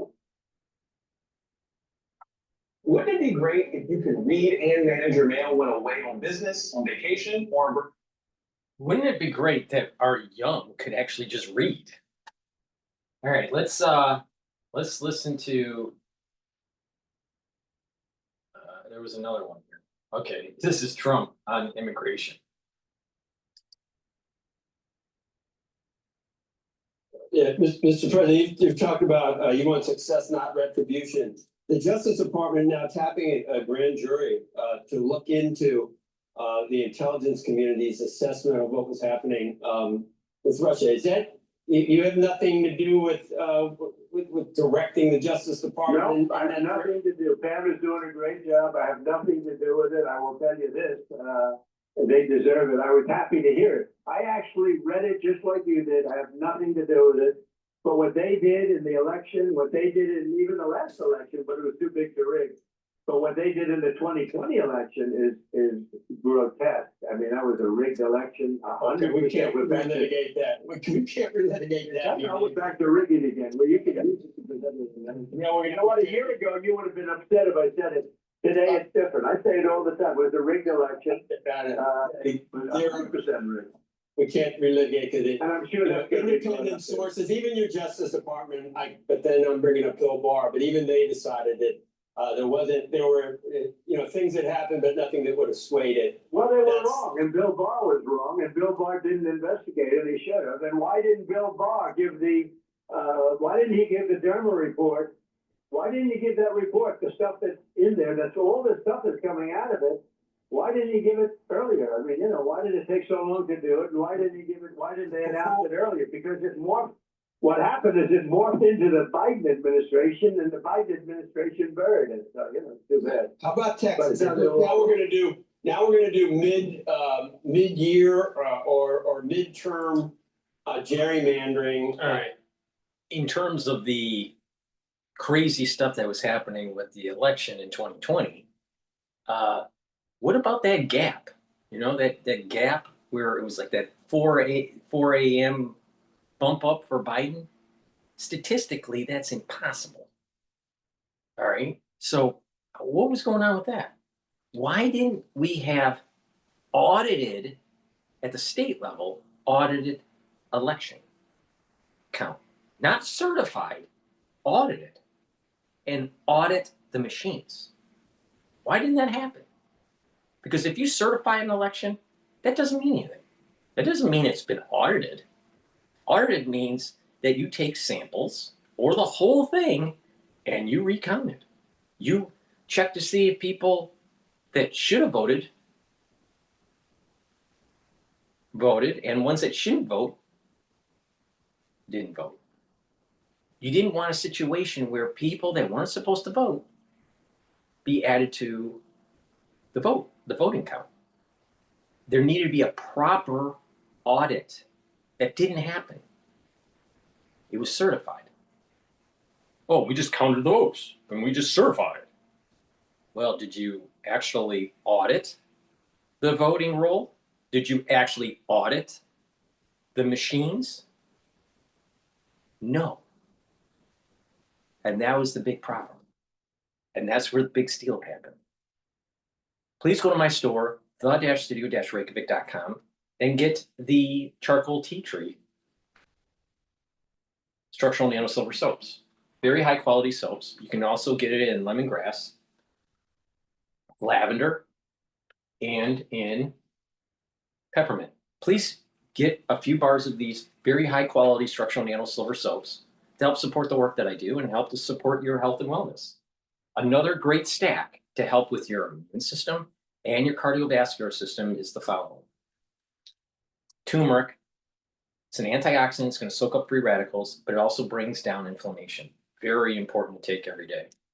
Taking ashwagandha root is going to help with controlling cortisol levels and helping to control your blood glucose levels. When you reduce inflammation at the vascular level, you're helping to reduce plaque formation. When you stack these together, you're bringing down inflammation at the vascular level and at the cellular level. And that basically means that you're helping with your vascular system and your immune system. And lignans. Lignans is a powder, you mix it with soft foods or with filtered water. Take it every day, it's going to help with your endocrine system and your immune system. It's an antioxidant, so it's going to soak up free radicals. It's going to bring down inflammation. You stack these together, you have a very powerful stack to help with your cardiovascular health, to reduce plaque formation, and to boost up your immune system at the same time. This is a super powerful stack. So get the turmeric, the ashwagandha root, and the lignans, take them together. Take my advice, and you're going to be helping multiple systems. Even if you don't want to age slower, all right, but you want to help with your vascular system or help with your immune system or both, that's a great stack. I just told you. Please go to my store, use discount 5, you get $5 off any order. If you spend $150 or more on my store, you get a free gift until supplies last. Based on, that's gonna be a quid pro quo or something with, in blue states now, Mr. President, did you? Well, they did it to us, you know, those blue states that you're talking about. You know, somebody gave a good example. In Massachusetts, I think 41% of the vote. It's a very, blue state.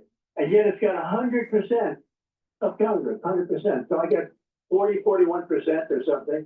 And yet 100% of Congress in Massachusetts. No, it shouldn't be that way.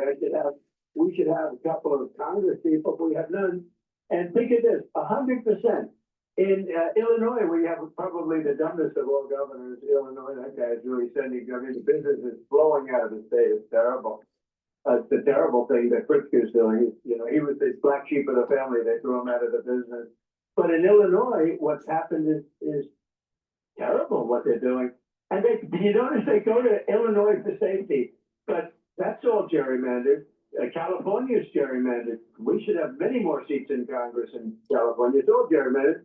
And we have an opportunity in Texas to pick up 5 seats. We have a really good governor and we have good people in Texas.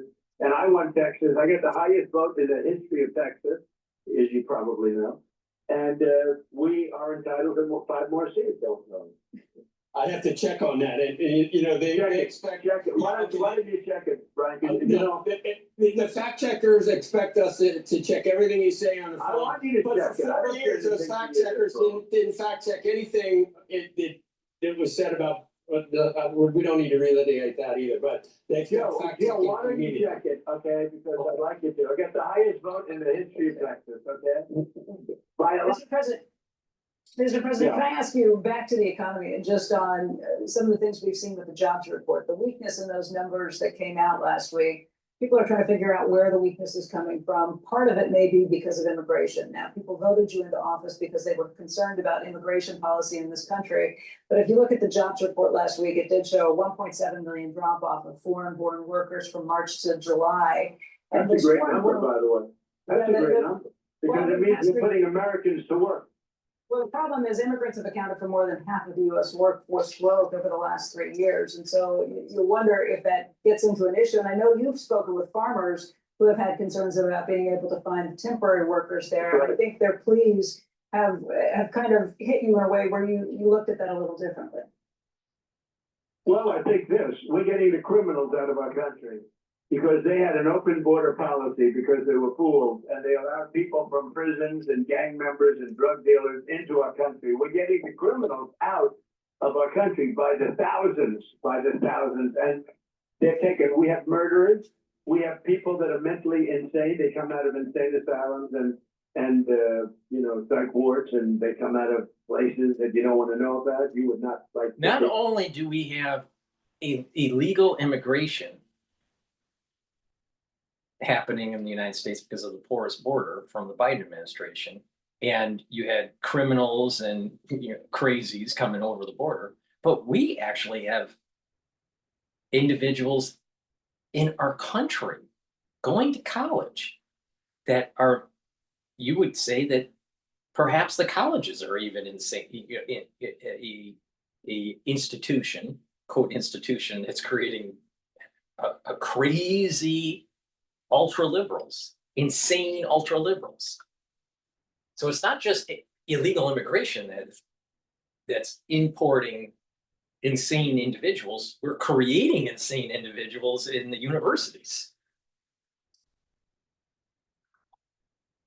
But they dumped everybody in our country, from the Congo in Africa to all over South America. They dumped millions of people into our country that are dangerous people, and I'm getting them out.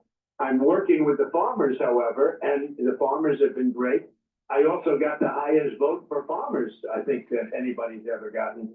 And I take care of the farmers. I love the farmers. They're a very important part of this country. And we're not going to do anything to hurt the farmers. And we're working on that. And we're going to be coming out with rules and regulations. I mean, you'll see a farmer with the same person working for him for 20 years. The person's even paying taxes and other things. And we're looking for the criminals, the people that murdered. You know, we have 11,888 people that came into our country under Biden, with our great czar, a border czar. She never called one, she was a border czar. She never went to the border, and she never made one call to the Border Patrol. Other than that, she did a great job.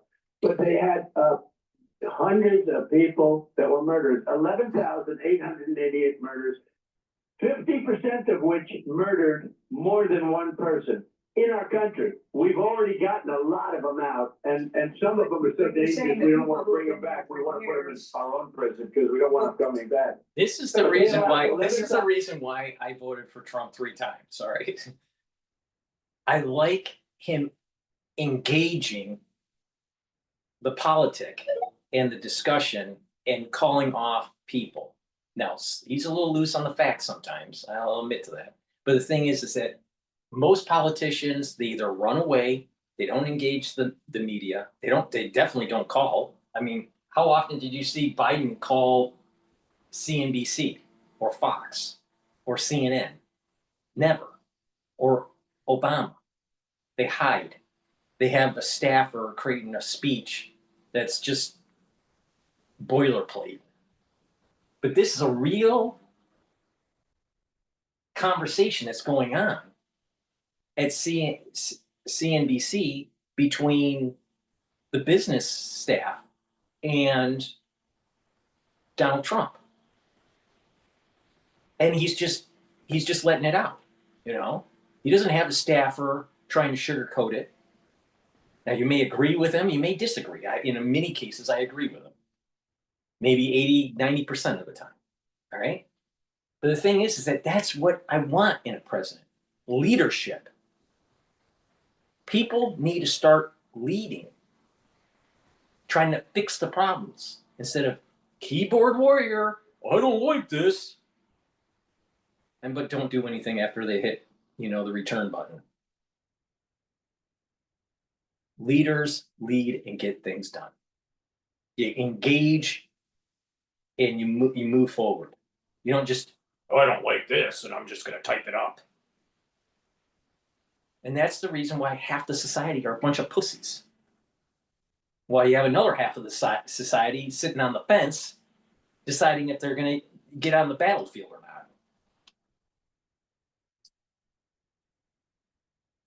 888 murderers, many of which murdered more than one, into our population, and we're getting them out rapidly. Mr. President,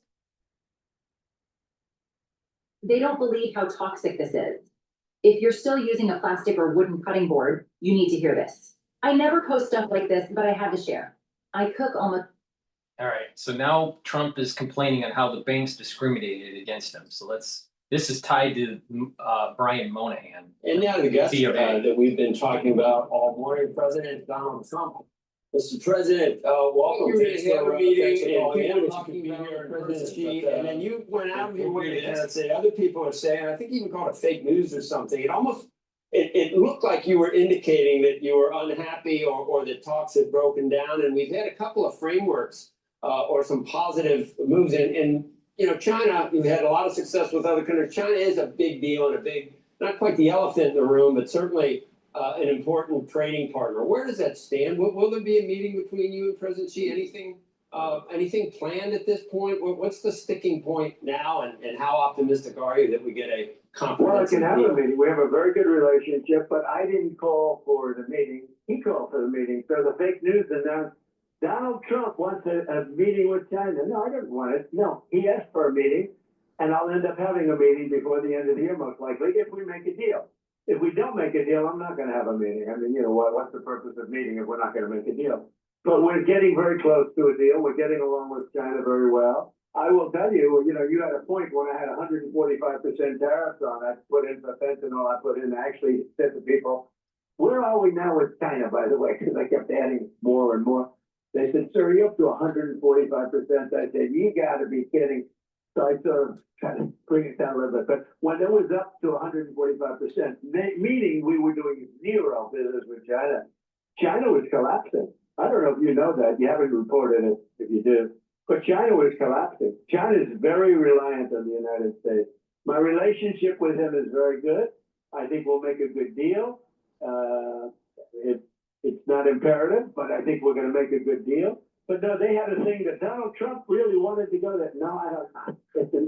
It's a 19-hour flight. It's a long flight. But at some point in the not too distant future, well, and just to end this conversation in China, I have a very good relationship with President Xi. Always had, other than the COVID moment where I was very angry with him and essentially didn't want to talk to him, frankly. Because, it did come out of Wuhan in all fairness, which I was saying from the day one, I was saying, I knew exactly where it came from.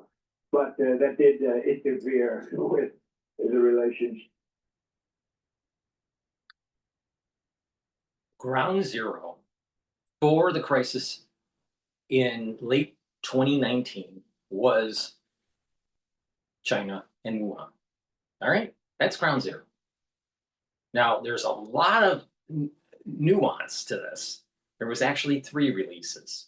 One was in August, one was in October, and one was in November. 2 of them didn't take.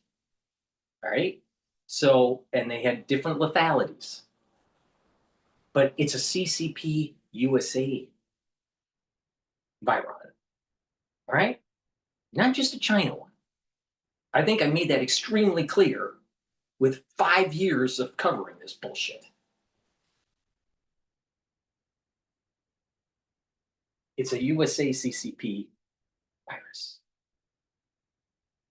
For sure, 100%. And funded heavily by NIH. But ground zero was in China.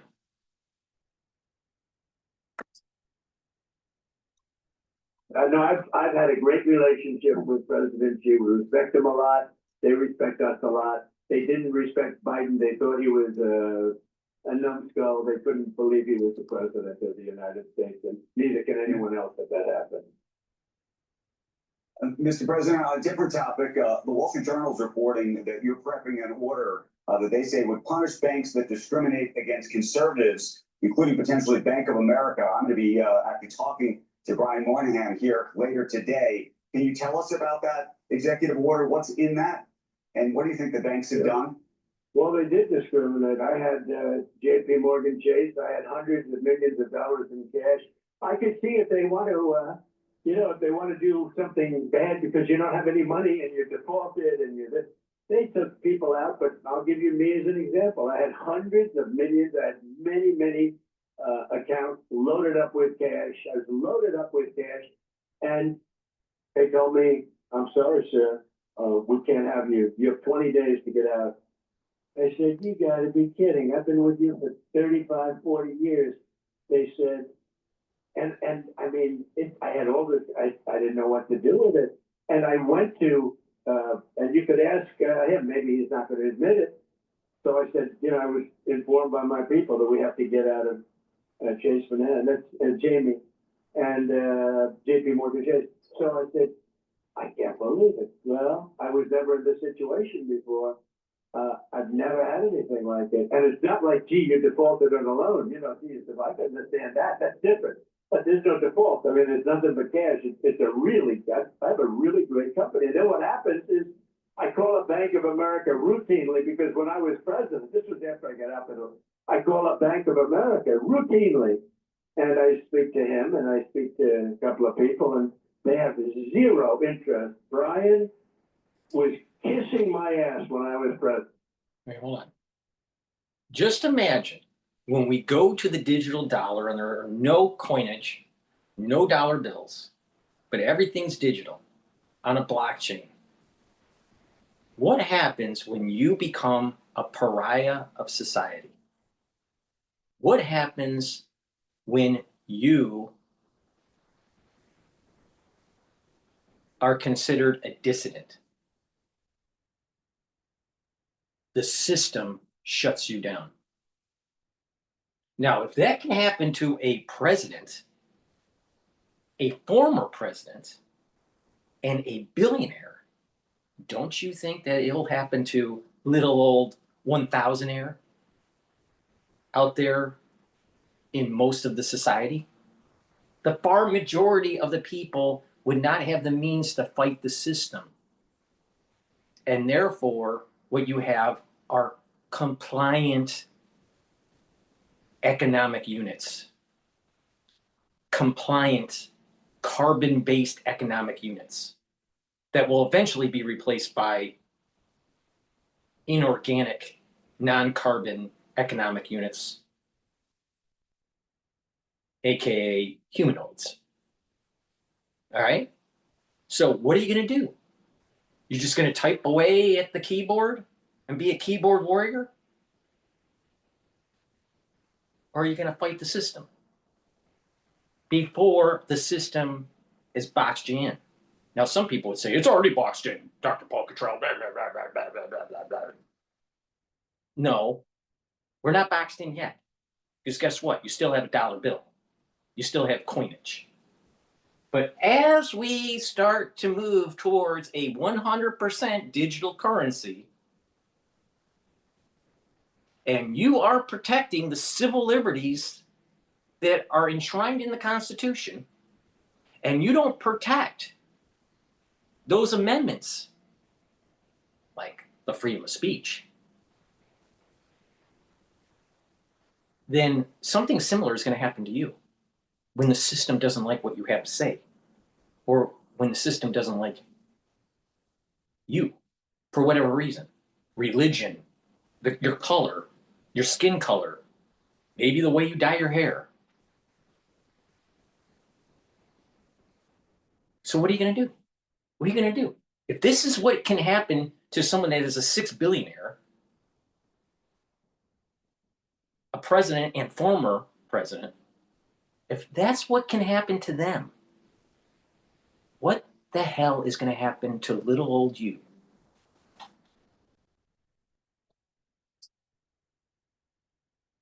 And when I told him after I was president to deposit $1 billion plus and a lot of other things, more importantly to open accounts, which banks always like, they like accounts because they get interest free, you know, the overnights and things, a lot of reasons for it, but they like accounts. They had hundreds of accounts. And he said, we can't do it. No, we can't do it. So I went to another one.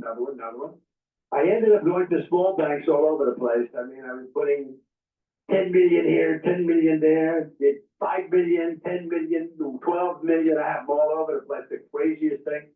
And it's lucky I even had them. They were doing me a favor. And that's because the banks discriminated against me very badly. And I was very good to the banks. They had the greatest economy in the history of our country when I was president. And by the way, our economy now will blow that away. And you see it happening. But our economy now, because we're a rich country again, because of our trade deal, we've become a rich country again. But no, they totally discriminate against, I think me maybe even more, but they discriminate against many conservatives. You know, I told that story and sitting around tables with other people that were conservative or Trump supporters. I think the word might be Trump supporters more than conservative. And I believe what they did is they went to the regulators. You know, banks are not afraid of anything but a regulator. They're regulators and their wives. they're more afraid of their wives than the regulators. But the group they're really afraid of is bank regulators. And I believe that Biden or Kamala, and I don't think they're smart enough to do it, but the people that are surrounding the beautiful resolute death, the high IQ people that are radical left, I believe they told the banking commission, the bankers, that the banking regulators, do everything you can to destroy Trump. And that's what they did. And guess what? I'm president. How did that happen?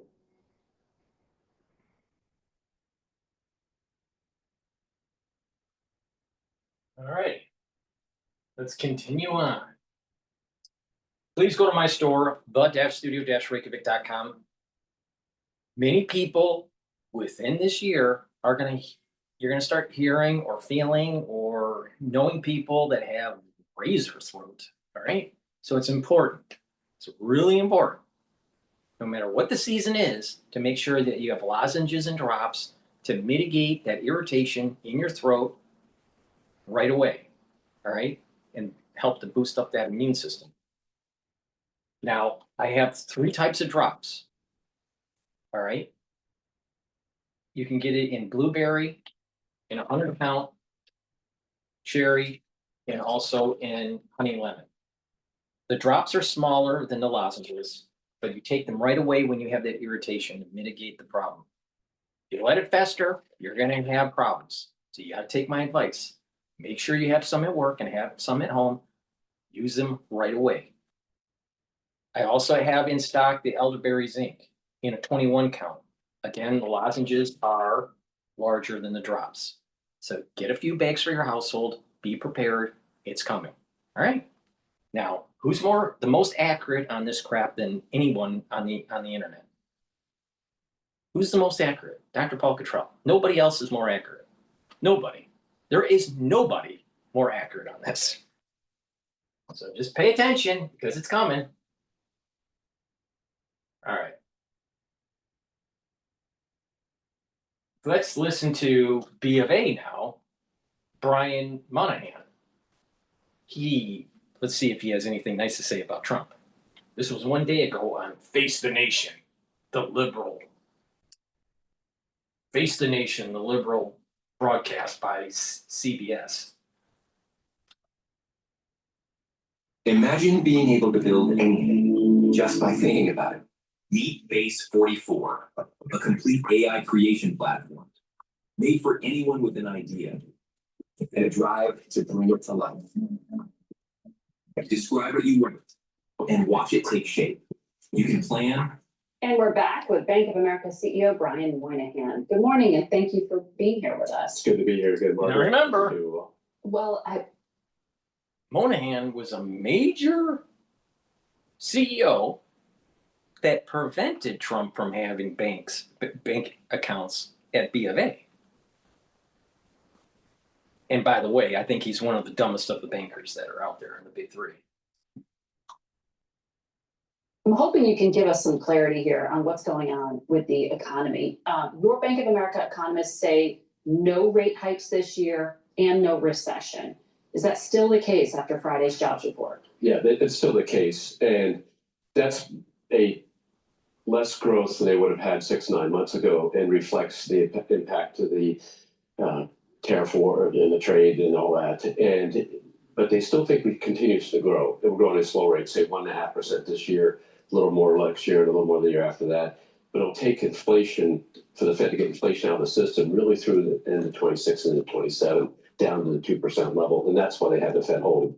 What they believe is sort of in the middle of next year, the Fed will start cutting and bring the Fed funds rate closer to what would be a more normal rate around 3%, 3.5%. Even though we saw this really kind of astounding dissent by 2 members of the Fed saying we do need to move on interest rates, your prediction from your economists is that that's not appropriate at this time. They don't think they're going to move. Now, the market says they're going to move in September, maybe twice this year. The market was at 7 times 1 point this year. Now they're down to 2. Then they're down to 1. Now they're up to 2. This is going to move around. But the reality is two things people should really keep in focus. One is until the inflation's out of the system, the Fed's going to be very careful, and that's what they said. And then secondly, the rate we're going to go to is a rate that is more. Let me get this straight. So under Biden's administration, they weren't so focused on inflation.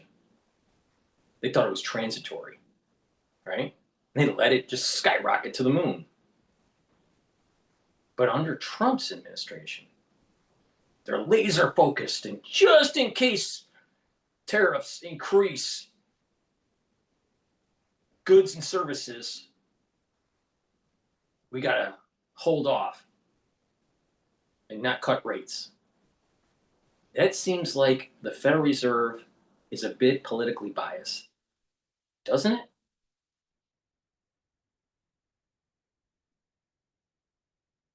And I'm telling you, Brian Moynihan from BofA is someone you can't trust.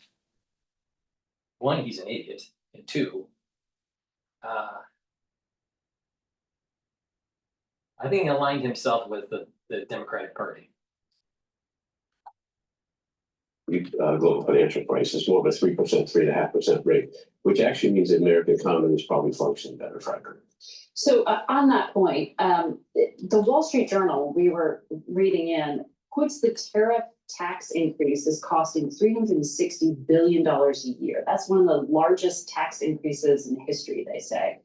Do you believe the administration's argument that it's really only foreigners who are going to pay the cost of this? Do you think economists are overstating? Here's the problem. If you just look at the cost, see, they're only looking at the cost. They're only looking at one side of the equation. But this is a multivariable equation. It has two sides to it. All right? You have tariffs that go up. Not all of the increase in the tariff is going to be priced into the actual end consumer. It's about a third, maybe less. In some cases, a little bit more, but it's not the 100%. That's not happening. Two, so there's going to be slight increase in certain goods and services. There's going to be economic clustering because manufacturing is coming back. So there's going to be more GDP. She's not talking about that side of it. That's a positive aspect to tariffs. And there's also revenue generation, so we have less taxes. Would you like to have less taxes? I would say yes. But, of course, Margaret from Face the Nation only looks at the negative.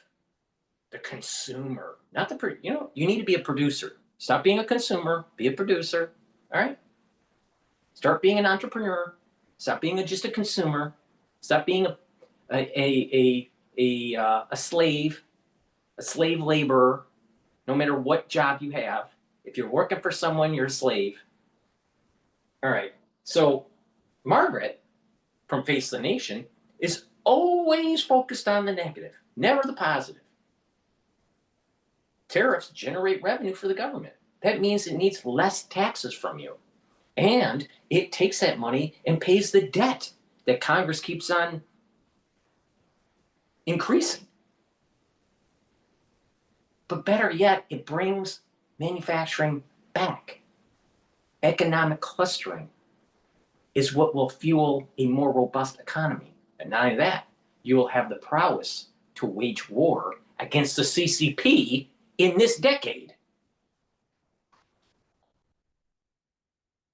But the intelligentsia between BOSWASH, that's Boston and Washington, all right, that corridor where the intelligentsia is in the United States seems to think that tariffs are really bad. It's so bad. You ever wonder why she's always dressed in white? Why is she always promoting suffrage? Why? Why? Isn't that some like 1920 thing?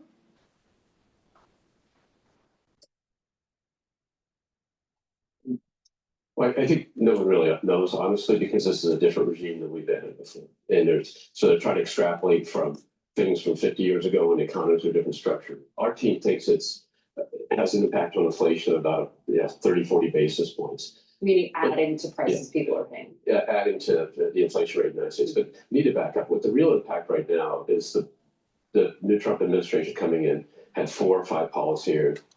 34 basis points. You know what that means? 0.3 of whatever the inflation number is.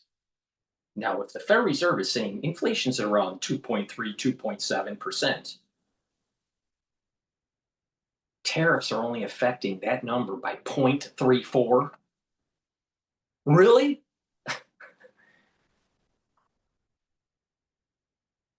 And that's going to be the fall of the economy? When the Federal Reserve can go up and down 50 basis points? When they lower rates? See, you need to understand the magnitude of the issue. Tariffs aren't the issue. Economic clustering is. Shipping our jobs away for the last 35 fucking years, that's a problem. We're really going to go after, having learned in the 4 years they had to move very quickly. Those were around trade and tariff, immigration and taxation and deregulation. What businesses, and I just was in the Midwest with a bunch of businesses, are all trying to do is figure out what the answer will be so they can go ahead and make their plans for 26. So the activity that's slowed down has more to do with. Let me get this straight. See, this is what I mean by this dipshit that's running BofA, Brian Moynihan. All right? Tariffs are affecting only 34 basis points, 0.34 of the inflation rate. 0.34% of the inflation rate. The magnitude of what the Federal Reserve does by cutting rates is far greater in what they do than the tariffs. Now, wait a minute here. Wait a minute. Let's think about this for a sec. He's saying that businesses don't know what they're going to do because they don't know how the tariffs are going to affect their business. Maybe for Nike, maybe for Louis Vuitton.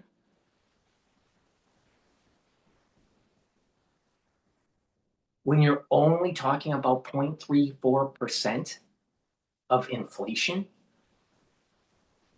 if you're worried about 0.34% of inflation as if it's a go or no go in terms of your business, maybe your business has a bigger problem. And this is the issue that I have with Brian Moynihan running BofA. He's a fucking dipshit. Figure out the answer. It doesn't mean every answer is acceptable, but most answers are. So what they have answers on, obviously the tax bill getting done. That's a good answer for business because it makes the rates permanent. See, what's the second thing? Look at that. Answer on? He's on a national show. You just heard that noise? He's on a national show, Face the Nation, CBS, with Margaret Brennan or whatever her name is, dressed in a suffrage suit. And he spills water all over the damn glass table because he's a fucking idiot. Not only is he an idiot cognitively, he's a freaking idiot with his motor coordination. Range of trade possibilities. And so as they think about the trade possibilities, they sit there and say, tariffs might not be worse than X. They see some deals getting done, all of which is good work. What they don't have an answer on is deregulation. Yes, new regulations stop, but they're hoping for more deregulation, so that will help their business models going forward. And then the last is immigration. What will immigration really settle in like? And that's what they tell us. So they're not using their lines of credit. They're not, the indications from them are they're being a little more cautious, really waiting for some answers. Oh, let's get this straight. Okay, so it's not about the tariffs, it's about immigration. And it's about deregulation. We need lots of deregulation because over the years we have too much regulation. And by having less regulation, we're going to be able to bring back those economic clusters and have a better debt to GDP ratio. That's super important. And we need to have manufacturing to wage a war with China because it's coming. Now, guess what? He also says about immigration. What about what's going on with immigration? If you're using labor because it's illegal labor, illegal immigration, and you're using their labor, that's slavery, just in a modern day parlance. So is he promoting slavery? Is Moynihan promoting slavery? While Margaret is in a suffrage suit, all white? Something's flipped here. Where's the logic? So wait a minute, let me get this straight. businesses need illegal immigrants to have slave labor to lower the cost of labor. All right? And then you have Margaret that's dressed in a white suit that's promoting suffrage. And I'm not making this shit up. This is on Face the Nation that was 1 day ago. That we saw in this jobs data on Friday. It was the worst 3 months for job growth since the pandemic. Your firm, when I was reading the analysis, points to a number of different factors, and one of them is artificial intelligence. And the Now, before we go down the road of artificial intelligence, let's just make sure we go your firm, BofA, comma, who debanked Donald Trump and his family, comma. of that impacting hiring. How dramatically is it reshaping the job market? Well, I think this is sort of a question of almost a glass half full, half empty type of thing. So the impact. No pun intended. Yeah. But he spilled the water all over the table. So the glass is empty. I mean, he's literally a fucking idiot. He walked right into that one. Sorry about that. But the impact of technology on human work content as a percentage of productivity has been huge. In our company, in 2010, when I started with the management team, we had 285. Yeah. Blah, blah, blah, blah, blah, blah, blah, blah, blah. Let me cut to the chase. You know what this means? Higher productivity means less workers at your firm. So the margins are better. The company's spending less money. The stock's going to go up. Monahan is going to have a better executive package because his return on investment is higher. He's making more money. And then another company does something similar. Reduces staff. They're more productive. Wall Street awards them with higher stock prices. And the CEOs love it because they get a better executive package. Buy another mansion somewhere. Maybe even go to France for a vacation. All right? Other industries do the same thing, and more. Then all of a sudden, goods and services, the demand for goods and services go down. Why? Because they've reached that threshold where they laid off too many people. But they don't care because they were paid a great executive package. And now they have a mansion in 3 different states. And they can have a vacation in France. That's where this is going. Okay. That was the impact of technology. We're bigger, more customers, more transactions, more reports to the government, more data, et cetera. So the impact has always been huge. AI gives you a place to go that we've never been able to go before. In other words, there are jobs that take text, think about it, and produce it. Many jobs on our company, our research team. Mm-hmm. Now you're able to maybe use a machine to enhance that activity. So we believe that people harness AI for the benefit and be very successful. That my teammates will harness AI for the benefit, very successful. It's nervous making for young kids now saying, will the jobs be there for me? And right. Then I say, look back historically, America has a lot more people working here. Think about the amount of technology came over the last 50 years. Oh, so Brian Monahan from BofA is saying this. Creative destruction is going to lead to a growing economy through AI. Now, his take, and he doesn't articulate it very well, but his take is, well, if you have a machine that produces more, then you're more productive. Problem. We didn't have a machine that could make itself before. We didn't have a machine that can learn new tasks that it wasn't originally designed for. Your machines in the past didn't have a positive feedback loop. AI has positive feedback loops, so it can accelerate innovation of itself. It is more like evolution. And because of that, it's going to put pressure on species that can't move as fast. So you need to pay attention to evolution and the dynamics of an ecosystem when you have a new species that has evolved that can outpace all the other species within the ecosystem.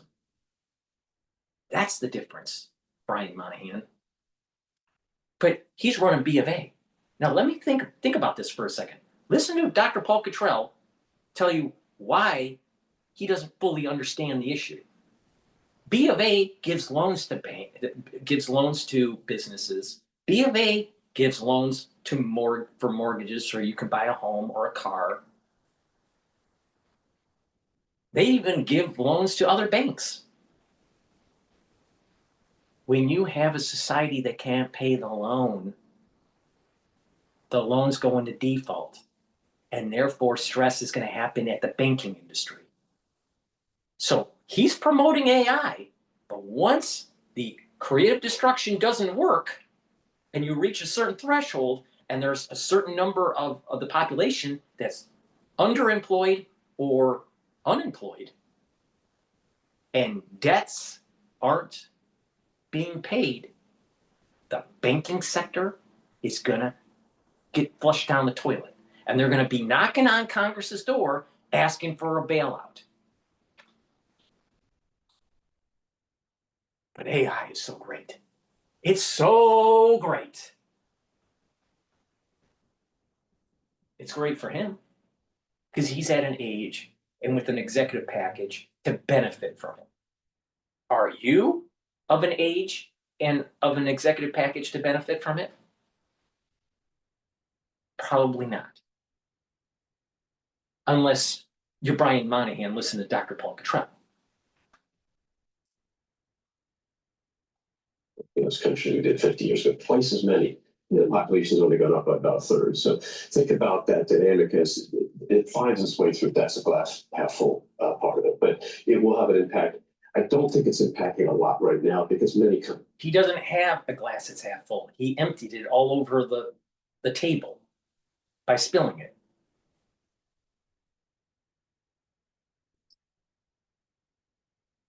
You're just trying to learn how to use it. Yeah. Technology is impacted and AI gives a place to go. It hasn't gone so far. So we're talking about all the unknowns and why it's kind of hard to model things right now. Well, Friday, the president fired, as you know, the head statistician that comes up with these jobs numbers and presents them to the public. The former head during the first Trump administration came out in her defense and said this is without merit and it undermines credibility of data. Are you concerned by this firing, and do you feel there is political pressure here? Well, I think that's more politics than I know I'm in Washington, D.C., and that's what we're supposed to talk about. Government data. But the reality is the data, it's 2025. It's 2025, and the data should be able to be. They use surveys and things like that, which frankly just aren't as effective anymore. So if you look at the rate of people who respond to their surveys, it's down from 60% level to 50% level. You know, we don't use surveys as aggressively do. We watch what consumers really do. We watch what businesses really do. They can get this data, I think, other ways, and I think that's where the focus ought to be. How do we get the data to be more resilient and more predictable? And this is what Cottrell was saying on Fox Business. The econometric models need to be reconfigured because the method of analyzing the economy with the labor statistics is old. It's too old. The methods are too old. With this whole kind of regression modeling now that we can have and point of service collection of data in real time, why can't they get more accurate? Oh, because this is the way we did it, you know, since, you know, the dinosaurs.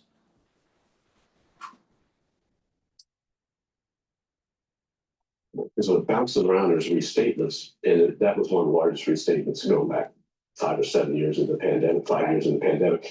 That creates doubt around them. And so I think the key is let's spend some money, let's bring the information together, let's find where else in the government money is reported. We report millions and millions of data points to the government every day. The data's out there somewhere. Finally, back in January, you were at Davos. President Trump talked about Bank of America. Many conservatives complained that the banks are not allowing them to do business within the bank, and that included a place called Bank of America. They don't take conservative business. And I don't know if the regulators mandated that because of Biden or what.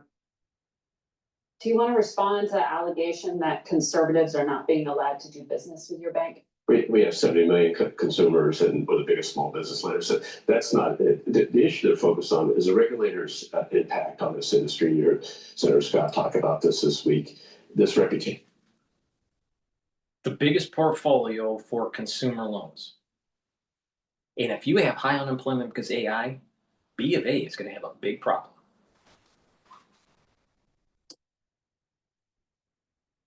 This after the fact look, did you bagged X? And now after the fact, you're going to say X didn't turn out to be what you thought. So we look at it based on risk.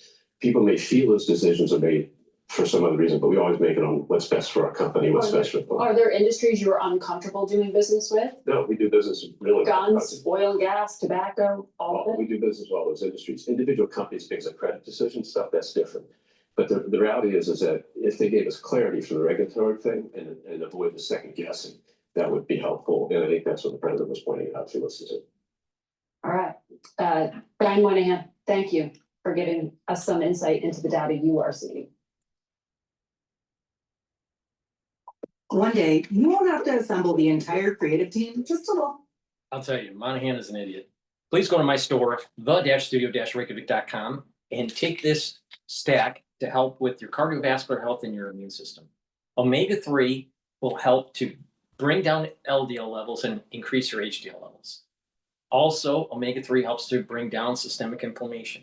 Super important for your cardiovascular health. By improving your lipid profile and reducing the chances of building up plaque. Super important to take omega-3 every day. Vitamin C and magnesium. Magnesium will help with brain function. Vitamin C will help with skin, and vitamin C with magnesium will help with your immune system. So it's a dual purpose.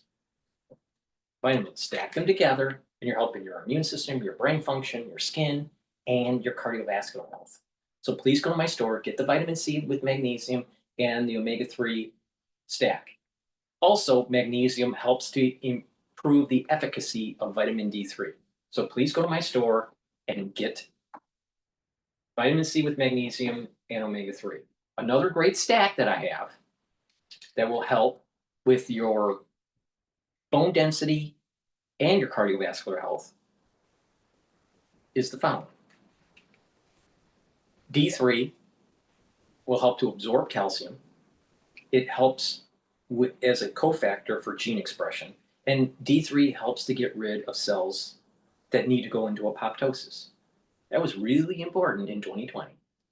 Now, vitamin D3 also stacked with vitamin K2 MK7 molecule will help to absorb the calcium that you're taking, either through milk, that's how I take my calcium, or through calcium supplement, and do resistance training, and you're going to build denser bone over time. Super important.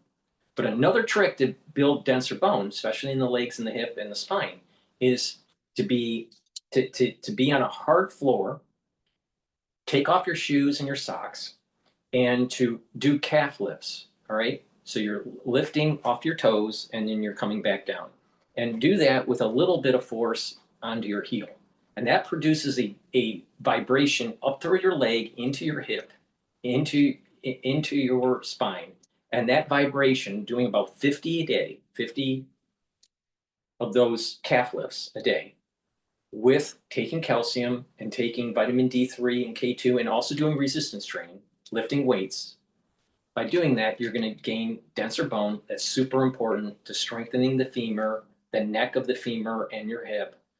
And by doing that, you're reducing the chances when you go into your geriatric years, you're reducing fractures. You're reducing chances of fractures. So it's super important to do. So D3, K2, and do that little trick that I just told you. In addition, olive leaf extract is a dual purpose supplement. You can take it separately, but it's synergistic. Now, Olive leaf extract is going to help to bring down inflammation. That's important for your vascular system and for your immune system. And olive leaf extract will help to bring down LDL levels and increase your HDL levels. By doing that, you're reducing the chances of oxidized LDL and you're reducing the chances of building up plaque.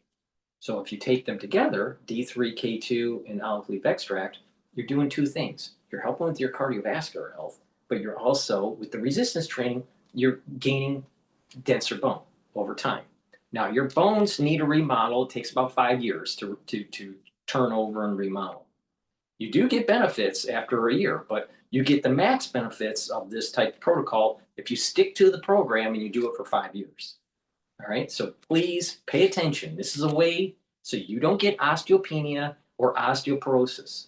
All right, I just told you, so you don't have to be on pharmacopoeia and the side effects of those types of medications that try to mitigate osteopenia or osteoporosis. You don't want that, right?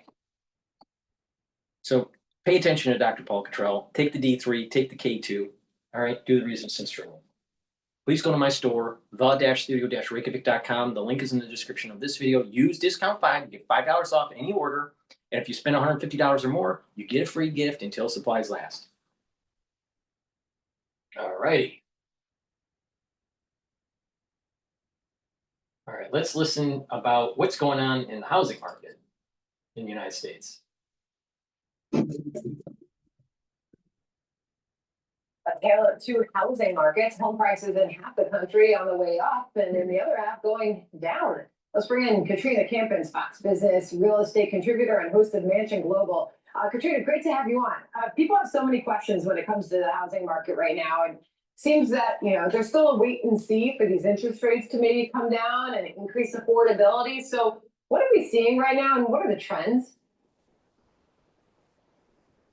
Thanks for having me on, Sandra. Real estate has always been about location, location, location. And that's more true now than ever. Right now, the U.S. housing market feels like two different countries. In parts of the South, like Texas and Florida, prices are softening as post-pandemic building booms finally catch up to demand. Yet in the Midwest and the Northeast, home prices continue to climb due to aging housing stock, restrictive zoning, and sluggish permitting that stifles new construction. Now, even where prices are cooling, homes remain about 46% more expensive than before the pandemic. This regional divide is fueling a national reshuffling. Families and businesses are leaving high-cost, heavily regulated blue states for lower-tax, pro-growth red states, accelerating America's political and economic transformation. But beneath the headline lies a deeper problem, a structural mismatch between where homes are being built and where the demand actually exists. There's outdated zoning laws and labor shortages and underinvestment infrastructure. It's such a great point. And that is what we are seeing, right? Where it's easier to build new homes. You're seeing those prices come back down. Obviously, when supply goes up, it allows those prices to come down. This is a snapshot of what we have been able to see per the U.S. Census Bureau over the past year. The amount of new homes for sale up almost 9%. Median sale price then comes down about 3%, but still new home sales is down. So this is a sign that the U.S. housing market is cooling. This is President Trump suggesting, when he spoke about this, he took a question on the housing market just a couple weeks ago, suggesting lowering those interest rates will help a lot. Listen. How important is it we have no tax on home sales, capital gain, to unleash the housing market? Well, we're thinking about that, but would also unleash it just by lowering the interest rates. If the Fed would lower the rates, we wouldn't even have to do that. But we are thinking about no tax on capital gains on houses. We should have lowered interest rates many times. Europe lowered their rate 10 times. We lowered ours none. And it's causing a problem for people that want to buy a home. So you got to think that if you're a buyer in this market, that you're saying, well, if they're talking about lowering the interest rates in September, I might as well wait. And if you're a seller, you might be thinking about waiting because you've got to go get into another house. So maybe that's what this is all about. there's so much going on in the housing market. We also have to realize a really important data is affecting the housing market, which is family formation, right? Less people are getting married, so that's also affecting home ownership. And then you have many longtime home. God, country, and family. If you have a society that is eroding those pillars, you're not going to have a productive society.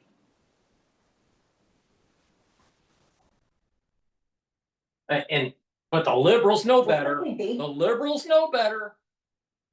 The blue-haired liberals know better, right?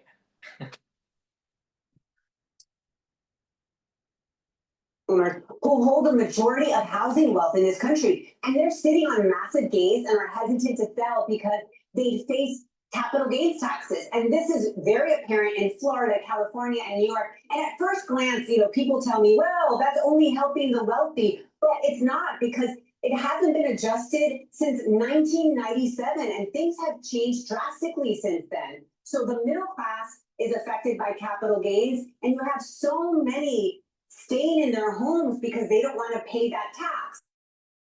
We also have to realize when people multiple streams of income for federal, state, and local governments, from tax transfers to property taxers, and also remodeling, retail. In fact, the National Association of Realtors estimates that every home sale generates about $86,000 in economic activity when adjusted for inflation. So reforming capital gains, whether it's full elimination or indexing it for inflation, would free up inventory. But I do agree, Sandra, that a lot of people are waiting to see what happens with interest rates, because affordability is the main issue, and they don't have enough supply in the Northeast and the Midwest. I can imagine that would change things a lot. Right now, the market's anticipating that could be changing. That first cut could be coming in September. And for most people, this is the largest investment they ever make, the largest asset they ever own. It's important. Thank you so much, Katrina. Good to get you on the program. Thanks. Great to be here. Think about it. The largest asset you own is going to be your home. That's probably the wrong way to go.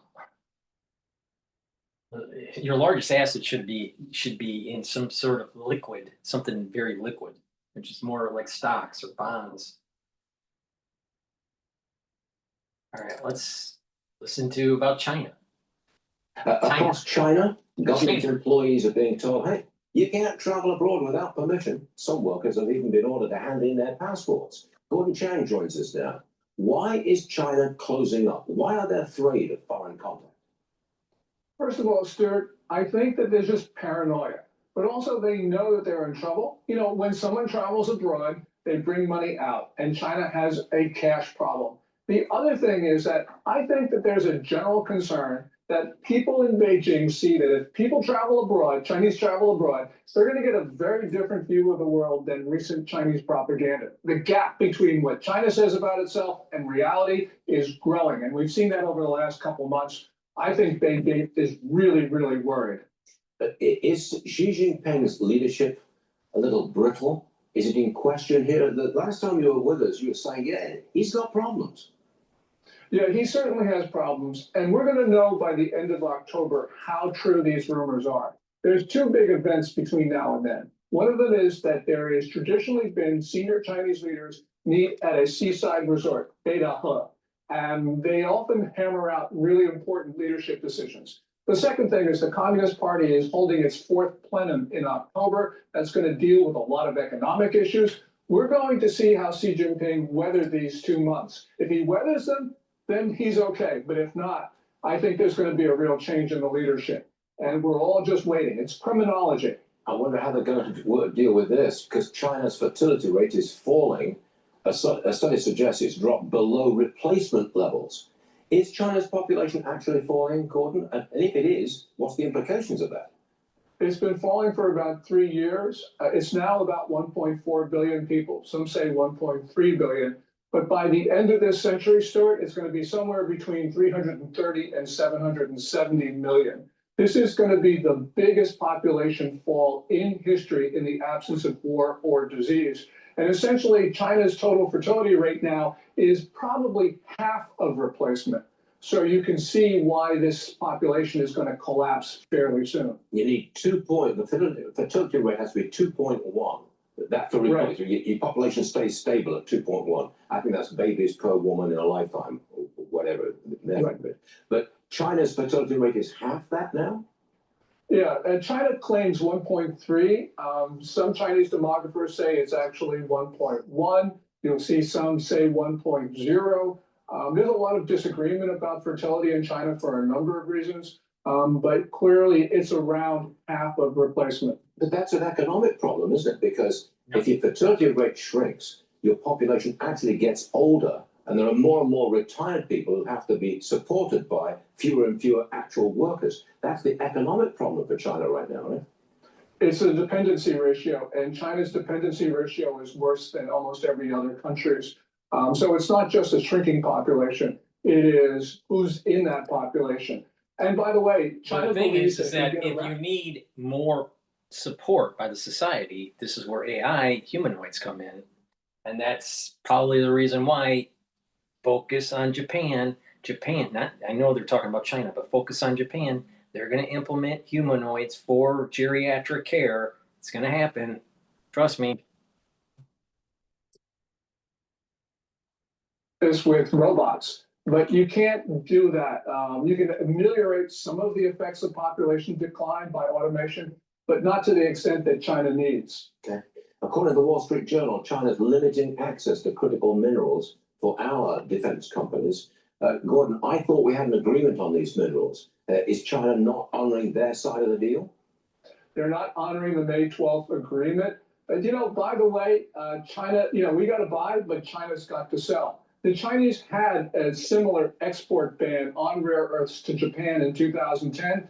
The Japanese said, we're not going to put up with this. And actually, they got around it, actually also buying directly from Chinese state enterprises that had to sell. And about 2 or 3 months later, the Chinese just dropped the export ban because it wasn't working.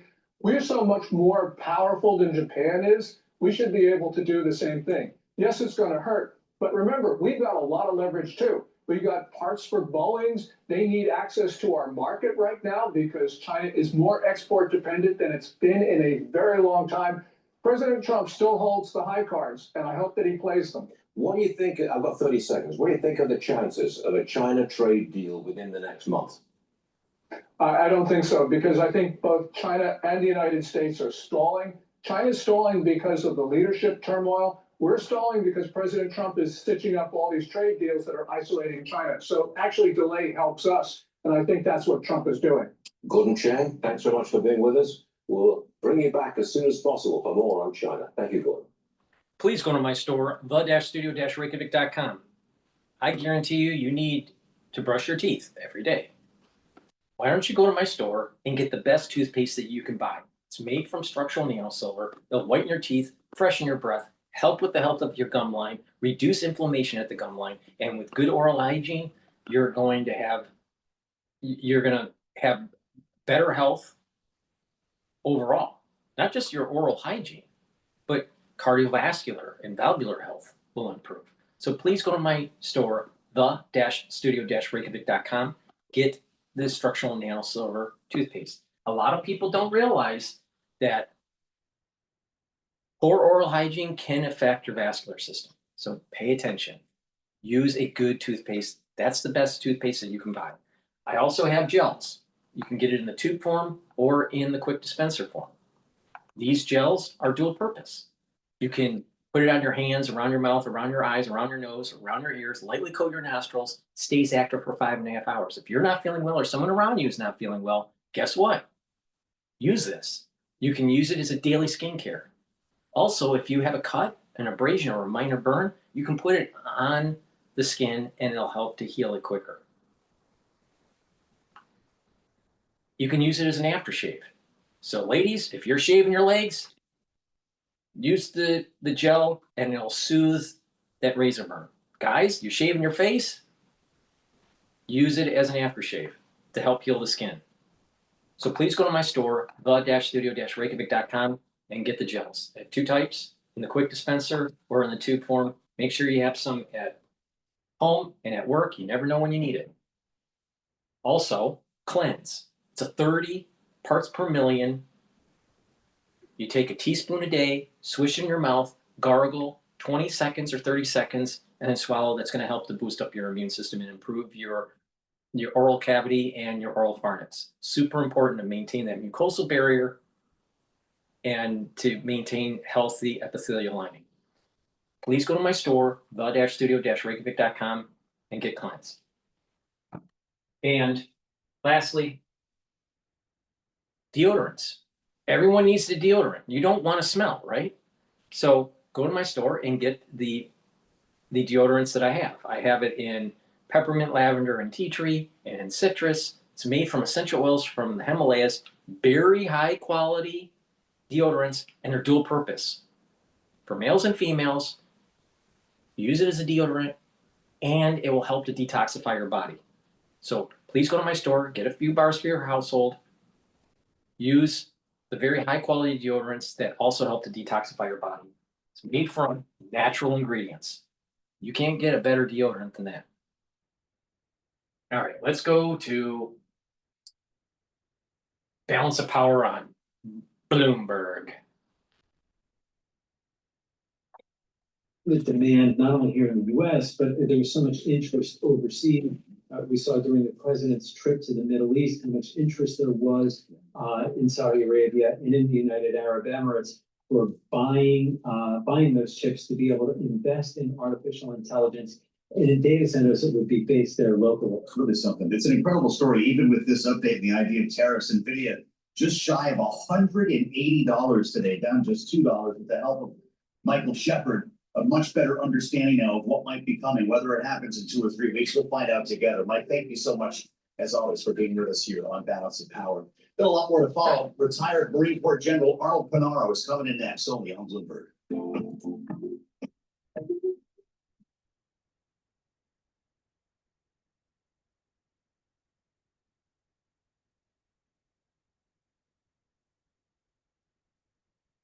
Let's see here. A lot of people in tech are getting worried about AI.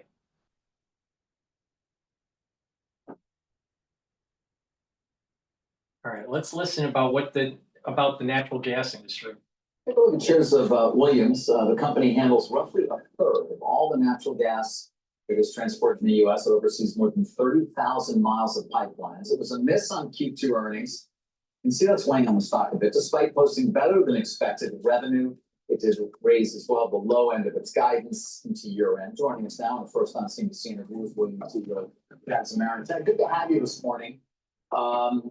We were just talking with our last guest, David Zervos, about deregulation and the importance that will have for the economy. I'm sort of curious to get your perspective, given obviously one would expect that Williams would be a beneficiary of that kind of deregulation. Is that a fair case? Yeah, I think it's a fair case, David. Thanks for having me. I think more importantly, the country would be a beneficiary. We talk about some of our largest projects. We build large energy infrastructure for the country, and it can take longer and cost more to permit a project than it does to buy the steel that we install when we build our projects. And so when you think about lowering costs for consumers and getting back to building as a country, winning the race for infrastructure and ultimately for this next generation of technology, it's a huge opportunity, not just for companies like ours, but frankly for our country. Speaking of our country and the production of LNG in particular, we speak here often about the needs for all the data centers and what's going to power them. And obviously, natural gas does that, and there's an enormous need there. And then we've got this new deal with the EU in which, at least on paper, it says we're going to sell them or they're going to buy as much as $250 billion a year worth. Do we have enough, given the export demand, potentially, not to mention what we need domestically? Yeah, we do. I mean, the U.S. producer has really brought an incredible opportunity for us as a country to produce American energy, low cost. Natural gas on an MMBTU equivalent is 4 times cheaper than a barrel of oil. And so, we have the ability to produce the lowest cost energy on the planet. And what we've shown here in the United States is natural gas has been the most powerful decarbonization tool that we have. We've driven down emissions in the U.S. by displacing high emissions fuels. And so we do have enough supply here in the United States, and I think really recognized globally as an important tool to help us meet the world's need for clean, affordable, reliable energy, but also lower emissions around the world. Yeah, I mentioned data centers, and I think you guys recently announced something called the Socrates Power Solutions Facilities Project. I want to make sure I get that right. But about $1.6 billion for behind the meter. I think Meta, for example, is one of the first users in Albany, Ohio. Now you're a midstream natural gas pipeline company. So what are the benefits and/or the risks of sort of venturing into this business? Yeah, as I mentioned, natural gas, clean, affordable, reliable, but also we've seen this emergence of the need for speed. The race for AI, the race for the next generation of technology is on, and it's a race that we as a country can't afford to lose. And so we know that the most dispatchable, fastest solution we have to bring power to data centers here in the United States is going to be U.S. produced natural gas. And so we're not only working to enhance the infrastructure across our entire footprint, but we're meeting the customers where they have their needs. And you mentioned the first project that we've announced, our Project Socrates. This will be a utility scale power generation facility that we will bring online in under 18 months in order to power one of our country's most important artificial intelligence centers here in the United States. So American produced energy, and we're going to deliver that in under 18 months so that we can win the race for AI. And it's something that I think as a country, we need to take note. It's become increasingly difficult to build infrastructure in the United States, but luckily there are still some places where we can bring speed to market. But I think increasingly there's a recognition that natural gas and natural gas infrastructure are going to be absolutely critical to us competing and ultimately winning the race for AI.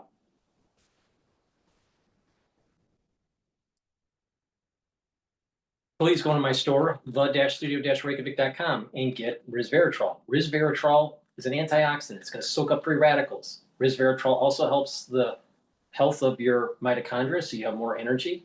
You need ATP in your cells. By reducing the stress in the cell, by reducing those free radicals, the cell will be healthier. And resveratrol helps with youthful gene expression, gets rid of senescent cells. Take it every day. I've been taking resveratrol for decades. Really important. It stacks well with C60, with clarity factor, ubiquinol, NAD+. It's a great supplement to take. And you can also take it with vitamin B complex. Vitamin B complex, the first 4 B vitamins, helps the health of the mitochondria. Boosts up the generation of the ATP through the electron transport chain. That's the main mechanism to produce ATP. So the first 4 B vitamins are super important for that. Also, B vitamins are important for cellular metabolism. And B complex will help to protect your neurons. B12 is super important for neuroprotection. So remember what I said. Take the NAD+ and take the ubiquinol, take vitamin B complex. Those are all neuroprotective, super important. Stacks really well with resveratrol. So a good stack, resveratrol and vitamin B complex. Another great stack with that is to detoxify your body regularly. And you can do that through zeolite. Zeolite is going to bind to heavy metals, toxins, and chemicals and allow you to urinate them out within 6 to 8 hours. By taking 3 small drops underneath your tongue and drinking filtered water, do that every day, you're helping to detoxify your body, including PFAS and PFAS. All right, so that's the forever chemicals. You can get rid of those, but you also have to reduce your exposure. And you reduce your exposure, how? By cleaning your environment at home, staying away from these heavy chemicals, paints, and cleaning supplies. If you need those in your home or in your garage or in your basement, then put them in a double layer, like a container that has 2-layer system, like a container within a container. All right, and that way you're reducing the degassing of these chemicals into your air, so it prevents you from breathing them in. Drinking filtered water and staying away from processed foods. But detoxifying with zeolite, you can do it every day. Now, if you want a heavier detox with zeolite, take about 10 small drops underneath your tongue, drink the filtered water, do that daily until the bottle is done, and do that once or twice a year. I recommend to do it every day using the 3-drop method, the small drops. So please go to my store and get the zeolite. Very important to detoxify your body. So a great stack to detoxify your body is to take the zeolite Get the vitamin B complex to help with neuroprotection and boost up those energy levels, and resveratrol to have the youthful gene expression. It's a great stack. So please go to my store, use discount 5, get $5 off any order. You spend $150 or more, you get a free gift until supplies last.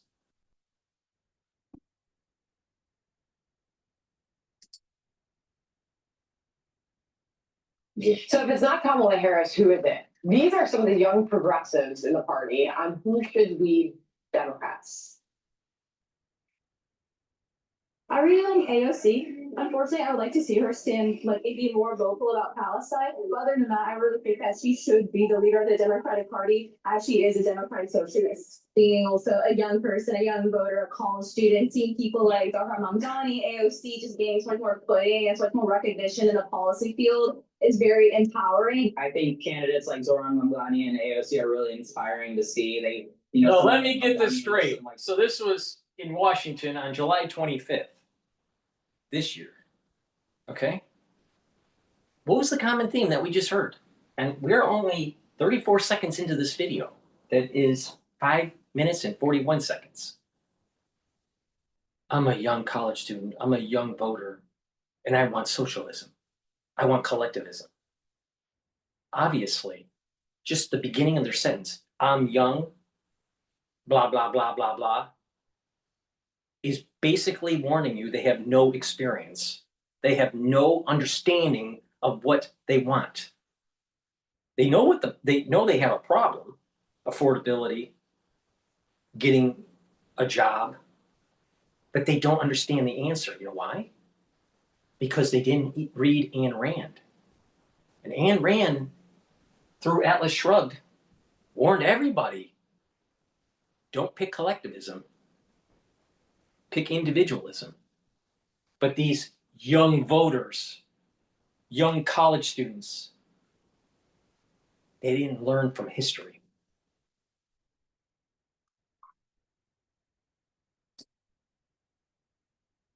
And stand up here, it's so inspiring to see. And so I think that someone like that in 2028 can carry a lot of momentum. I think people are so excited. So let me get this straight. Let me get this straight. All right. We have DEI in college with a bunch of people that don't know their history, and they find it so inspiring that someone of a minority descent, or let me rephrase it, be not so politically correct, they're focused on a candidate that's not white, all right?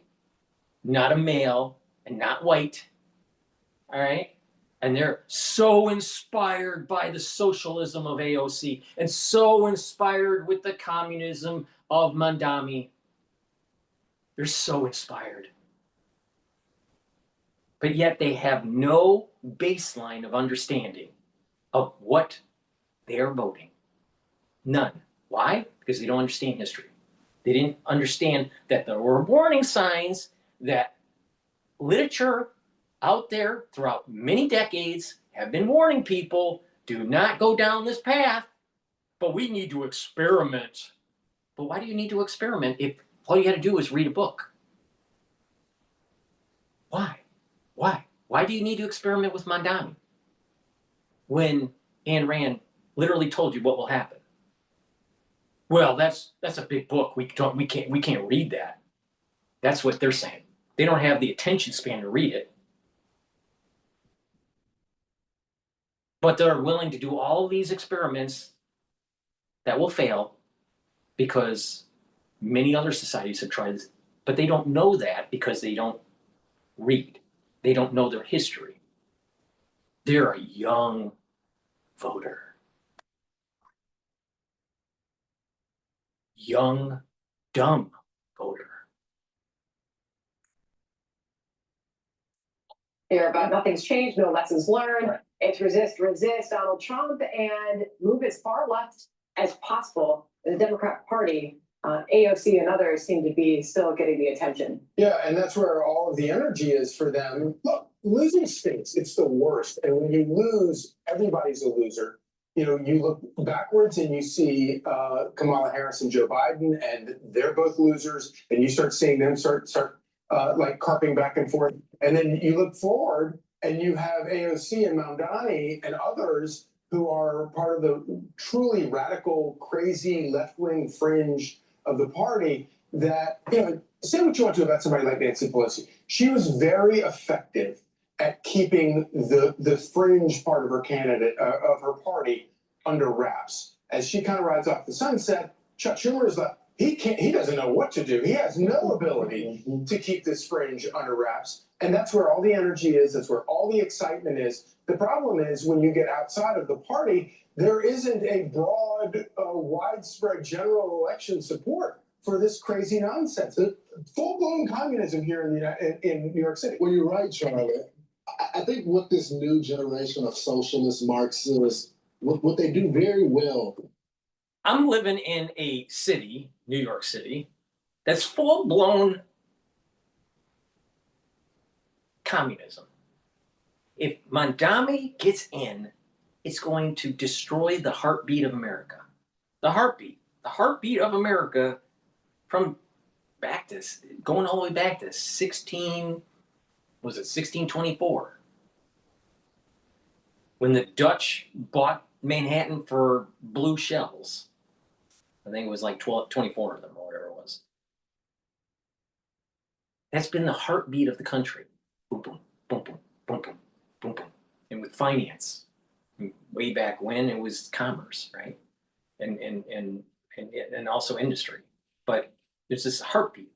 But if you get socialism in to New York, and it takes hold and it starts to destroy that heart, and that heart gets sclerotic and clogged, and it can't pump anymore, and it loses its ability to contract. And guess what? America will be a patient with heart failure. Please go to my store, the-studio-reykjavik.com, and get the collagen. Why? Because it's dual purpose. It will help with your skin. It will help with your hair and nails. It will help with your musculature and your tendons and your ligaments, your joints, your cartilage. Take it every day. Mix it with soft foods, filtered water, a smoothie, or even with just milk. I mix it with soft foods. Take it every day. And when you do resistance training, it's going to help with your musculature. It's going to help with your joint health. And again, by taking it every day, you're going to help with your skin. Super important to take. Buy my products so we can fight the communist push in New York City.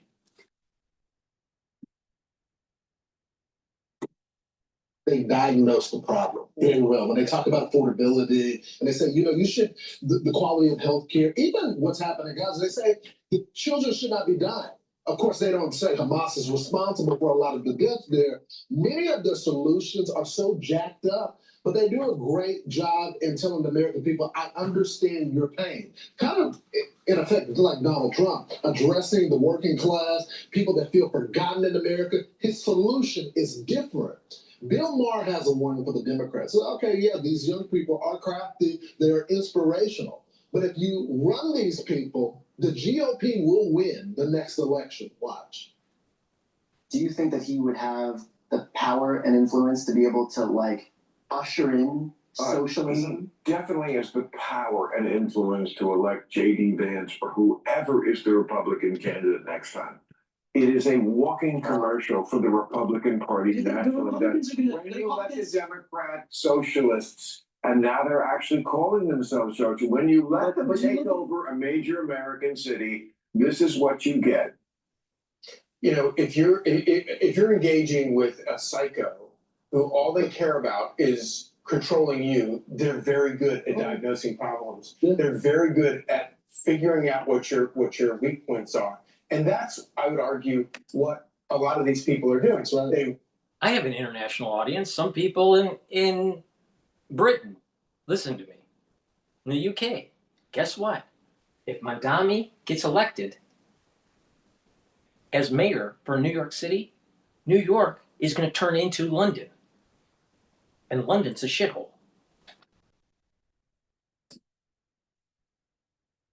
recognize that if you can focus on these problems, then you can, use that dissatisfaction to gain power for yourself. When I see his face, I think immediately if it's pitch for government run, grocery store. Yeah. And I don't think there's any reasonable American who hears that. I think that that's something that will work for them and their families.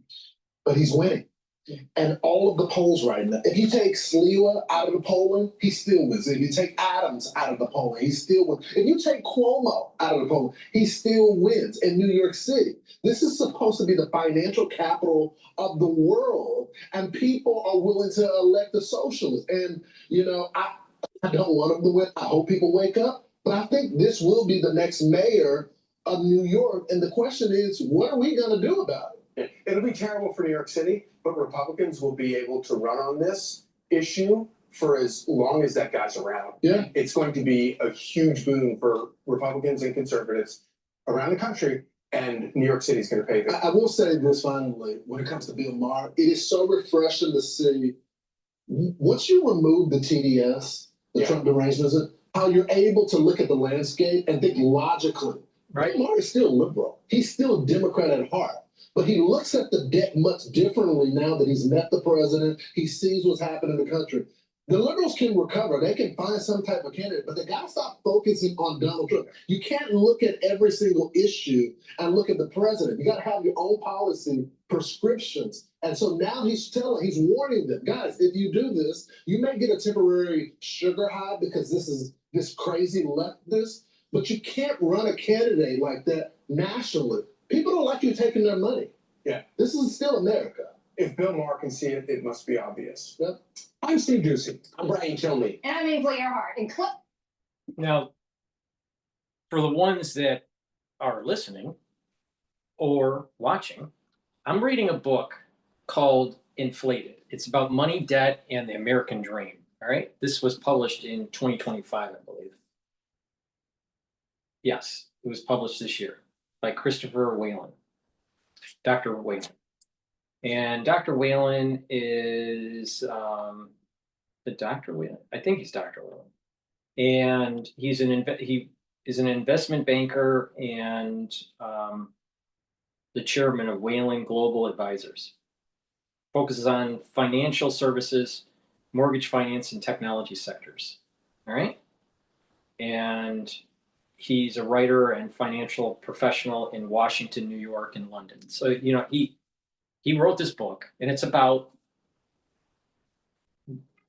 the American debt and the rise of the dollar, the fall of the dollar, the increasing of the debt in the United States, the increasing of the debt to GDP ratio, and goes through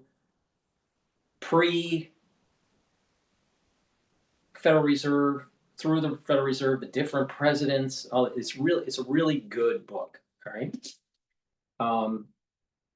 It's a scholarly work. All right. So, you got to understand it's not a quick, I wouldn't say it's a quick read, but I wouldn't say that it's a difficult read either. I would say it's moderate. It's a moderate read. Now, what is interesting is that about halfway into the book, he talks about the New Deal. All right, there's a chapter called The New Deal to the Cold War. And it's dealing with Roosevelt, FDR, all right? Now, FDR, during that time period, there was in New York, there was this push for progressivism, all right? And he represented that. And this whole New Deal and doing things to experiment with the economy and all this stuff, all right? This is pre-Atlas Shrugged, all right? Before Ayn Rand was able to get to the United States and write the book, all right? I think Ayn Rand was already born during this time period, all right? So she was living in the Soviet Union. But many aspects to FDR was taking certain aspects of the New Deal that were borrowed from Mussolini and from Nazi Germany. All right, these socialistic ideas that were happening in the 1920s. Now you got to remember what the context was at the time. Socialism was starting to become a new, a new aspect to politics, especially when economies were failing. You had Karl Marx and Lenin, right? You had Hitler pushing for socialism. You had Mussolini, all right? So FDR borrowed from Karl Marx, Lenin, Mussolini, and Hitler, and constructed some of these, quote, the New Deal, all right? It was an experimentation to rewrite capitalism, turn it more socialistic, more progressive. And because FDR was tied to New York, right, and there was a progressiveness that was coming out of New York, and there was the collapse of the economy because of the Great Depression under Hoover, that it led to FDR to get in and experiment with these policies. But they were already in the making before the collapse of the crash of 1929. All right? They were already in discussion within certain political groups. This is worrisome because there's a similarity that's taking place here. There's a similarity between progressives today, or what they call, they're literally calling democratic socialists, and FDR. Now, if we have a major financial collapse, then the chances of something like this percolating up into the mainstream as a president, that probability is increasing. Now, why do I say this? I say this because I'm all about fib sequences, right? People that pay attention, there's a theme of history and of finance and of price action. Even the development of the body, if you look at an embryo and how it develops into a fetus, it's a fib sequence, it's a golden ratio. The rotation of our solar system and tied with the galaxies and how galaxies rotate in superclusters. Those are all fib sequences, Fibonacci sequences, going all the way back to the Big Bang.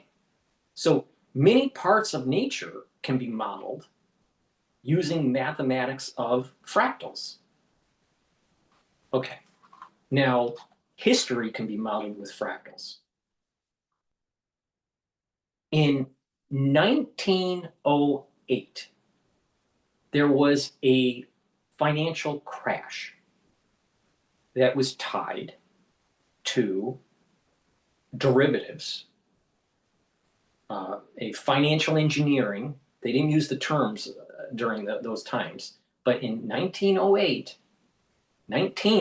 all right, there was the Knickerbocker Trust that was borrowing money and issuing debts, and eventually it collapsed. All right, so it was a kind of financial engineering of the time, and it was tied to the railroads. All right, and there were these trusts. They were taking in money, issuing debt, and eventually defaulting on the debt. It became so pervasive that it created a crash, a financial crash. This is pre-Federal Reserve.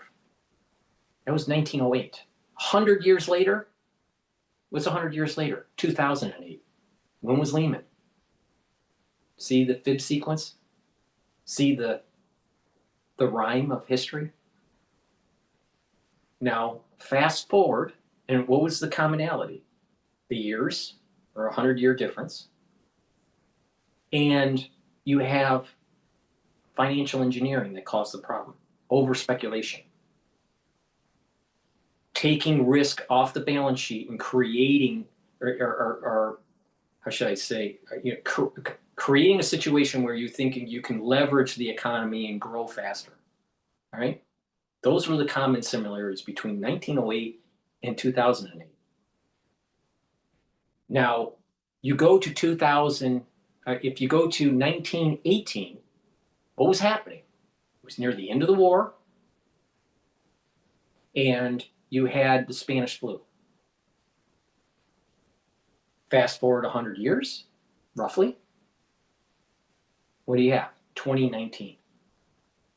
You have a pandemic. Now, something similar, there's another theme that's coming along here. All right. What happened in 1929? The crash. I suspect that we are moving towards a danger point within our economy because of AI and because of an exuberance of this productivity gain that we'll have from AI, that in 2029 we're going to have a major crash. That's the likes of the Great Depression. The question is, what happens after that? Because during the Great Depression, we didn't have computerization. We had electrification, but we didn't have computerization. So is there a new dynamic here? We have to wait. But if I'm right, this fib sequence is repeating, and that we are in a danger zone in 2029. All right. Now, a lot of people are saying singularity is maybe, or I shouldn't say the singularity, that artificial intelligence is going to really leapfrog and have super intelligence level in the near term, or human intelligence level in the near term. Musk has been saying 2027. It takes a couple of years for it to be implemented. Plus or minus a couple of years. So 2029 is a danger zone. Maybe 2030, but somewhere in there, it's danger. So we have to pay attention. All right, what's going on here? I think it's a very important point that there are lessons to be learned on what happened in the 20s. There are lessons that especially with progressives. So as people are getting laid off, maybe progressivism starts to go up. So we may have capitalism as we know it today from 2025 to 2029, 2030. There's a major crash, and there's enough young people that are pushing at the grassroots level this progressivism, this social democratic socialism in inner cities like New York, that when the crash happens, it brings up them into the mainstream and the presidential stage. That's what I worry about. Now, you don't believe me, just look at the history. That's similar to what happened with FDR. So we got to pay attention here. Now, what is also interesting is that it led for us to, we had major deflation. That's the depression, the Great Depression, a major deflation. There was the buying of gold and getting off of the gold standard. And it was borrowed money to buy the gold. That's what FDR was doing. That shift was taking place when he took office, which was in 1932. All right, so there was the shift in the gold standard for the United States between 1932 to 1933. All right. Well, is something similar going to happen with the whole digital currency, where we no longer have dollars and coinage, but we have a major crash in, let's say, 2029, and we have a new president that comes in. All right, so we have a president. The next presidential election is going to be 2028. The crash happens in 2029. So you don't have it until 2032 before you have a shift to the opposite party, which will be progressive. So most likely the Republicans will win the presidency in 2028. The crash happens in 2032. social democrats come in and push this New Deal on steroids. And there is this, something happens with the currency where we no longer are the fiat currency that we know of today. We're of some sort of digital currency that is through central planning, that is top down and controlling of civil liberties. What I called the Bio-Patriot Act, all right? But this is all kind of playing out, and it falls in line with this fib sequence.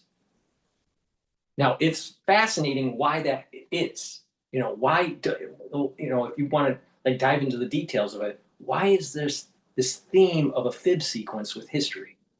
I don't know. Maybe that is just the spark of God. I don't know.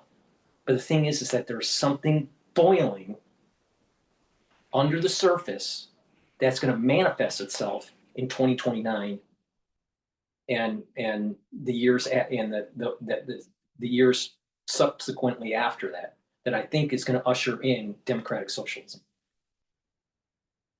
All right. With that, please go to my store, the-studio-reykjavik.com. Purchase my products so we can fight socialism. All right. All kidding aside, I take C60. I've been taking it since 2016. All right. I take C60 every day, take a teaspoon a day. And what that does is it soaks up free radicals, brings down the stress of the cell, and helps the health of the mitochondria so you have more energy. It also absorbs those free radicals that are floating in your bloodstream. By absorbing those free radicals in your bloodstream, you're reducing the chances of reduced LDL, because oxidized LDL causes plaque. Well, if you soak up those free radicals, you're reducing the chances of oxidized LDL because the free radicals aren't there. And when you don't have oxidized LDL, you have less plaque buildup. So it helps with your vascular system too. It helps with your other cells, somatic cells, reducing stress and boosting up the ATP. In addition, it helps the neurons. You need healthy mitochondria in your neurons to produce the ATP so you can create the neurotransmitters. And when you have less stress in the neuron, the myelin sheath is healthy. And when you have a good myelin sheath, you have that signal between the synaptic and the postsynaptic neuron, and so you have communication. So when that whole network is healthy for your neurons, you have better cognition, you have better kinematics. Very important for healthy neurons. So please take C60. You can get it in MCT coconut oil, extra virgin olive oil, and you can also get it in avocado oil. Take a teaspoon a day every day. And it's a major pillar to slow down the aging process and to improve your tissues, the tissue health. And when you improve the tissue health, you're improving your organ health. And by improving your organ health, that means your immune system is going to get better, your glands are going to get better, your endocrine system is going to get better. So it's super important to take. You can get it in a 2 ounce, a 4 ounce, or an 8 ounce configuration. It is cheaper to purchase the higher ounce configuration. But take it every day. It's super important. It's very potent, more potent than any other antioxidant. So please take this every day, and you can stack it with resveratrol, ubiquinol, NAD+. It stacks well with turmeric, ashwagandha, and lignans. I have this protocol that if you follow, I call it the core. So you have a foundation. That foundation is multivitamin and the probiotics, and you build off of that by taking the core. The core is taking max 35, max 14, or cleanse. That's going to help with your immune system. The second pillar is the C60. That's going to soak up free radicals. The third pillar is the turmeric, the ashwagandha, and the lignans. That's going to help boost up your immune system, help with the cardiovascular system. And the fourth pillar is to boost up your metabolism and increase your energy levels. And that's through Boomer Boost. By doing that every day and doing some of the other things like proper diet, exercise, proper sleep, learning new things, reading, writing, talking to people, proper mindfulness, try staying positive, either through spirituality, meditation. There's many ways to do this, right? But if you do that holistically, you're going to slow down the aging process. And when you do have a problem, at least you have more energy And you're building that buffer to be able to allow your body to heal. All right, now sometimes you may need pharmacopoeia. Maybe you need a surgery or whatever. But the thing is that if you build your body in a holistic way and slow down the aging process, you'll be able to weather the storm. You're going to be able to weather and heal when you go through those surgeries or when you go through a sickness or whatever, right? If you have a poor immune system or you're unhealthy and you need a surgery for whatever reason, you're not going to recover as quickly. But if you're healthy, you bounce back quicker. You look at someone that's young, and it's amazing how fast kids can heal, right? Well, you can kind of take some of that and apply it in your older years, in your adulthood years, by doing this protocol, by proper supplementation, proper diet and exercise, mindfulness. It's a holistic approach. If your body's healthy, you're reducing the chances of things breaking down. But if you do have something that breaks down, or you do, need to go through, some sort of more invasive method, your body can heal quicker versus someone that's unhealthy. All right, so pay attention. It works. So please go to my store, the-studio-reykjavik.com, and follow my advice and take the protocol. All right, with that, let's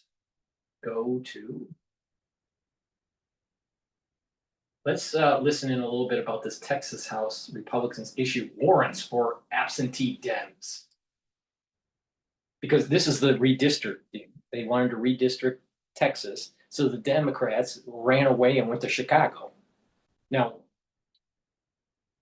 because they didn't want a quorum to be able to vote, right? So let's listen in here.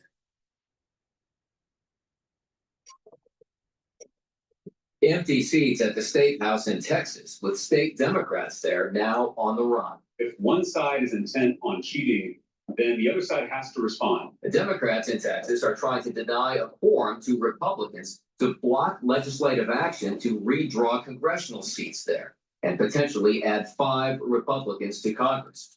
They have fled to states like Illinois, Massachusetts, and New York. And some of those Democratic governors are threatening redistricting their own states to fight back. I have newsflash for Republicans in Texas. This is no longer the Wild West. We're not going to tolerate our democracy being stolen in a modern-day stagecoach hoist by a bunch of law-breaking cowboys. And with Republicans now barely in control of the U.S. House. Let me get this straight. Hochul, who was just speaking, Governor Hochul of New York, wants illegal immigration and eventually amnesty so they can maintain the seats in Congress, because New York State and New York City is losing population. People are moving out. They need the illegal aliens, 1, to have slave labor, 2, to get funding for their school system, and 3, to eventually have amnesty and have citizens voting in New York that are Democrats, so they maintain power in Congress. So it is the Wild West still, Governor Hochul, and you're contributing to it.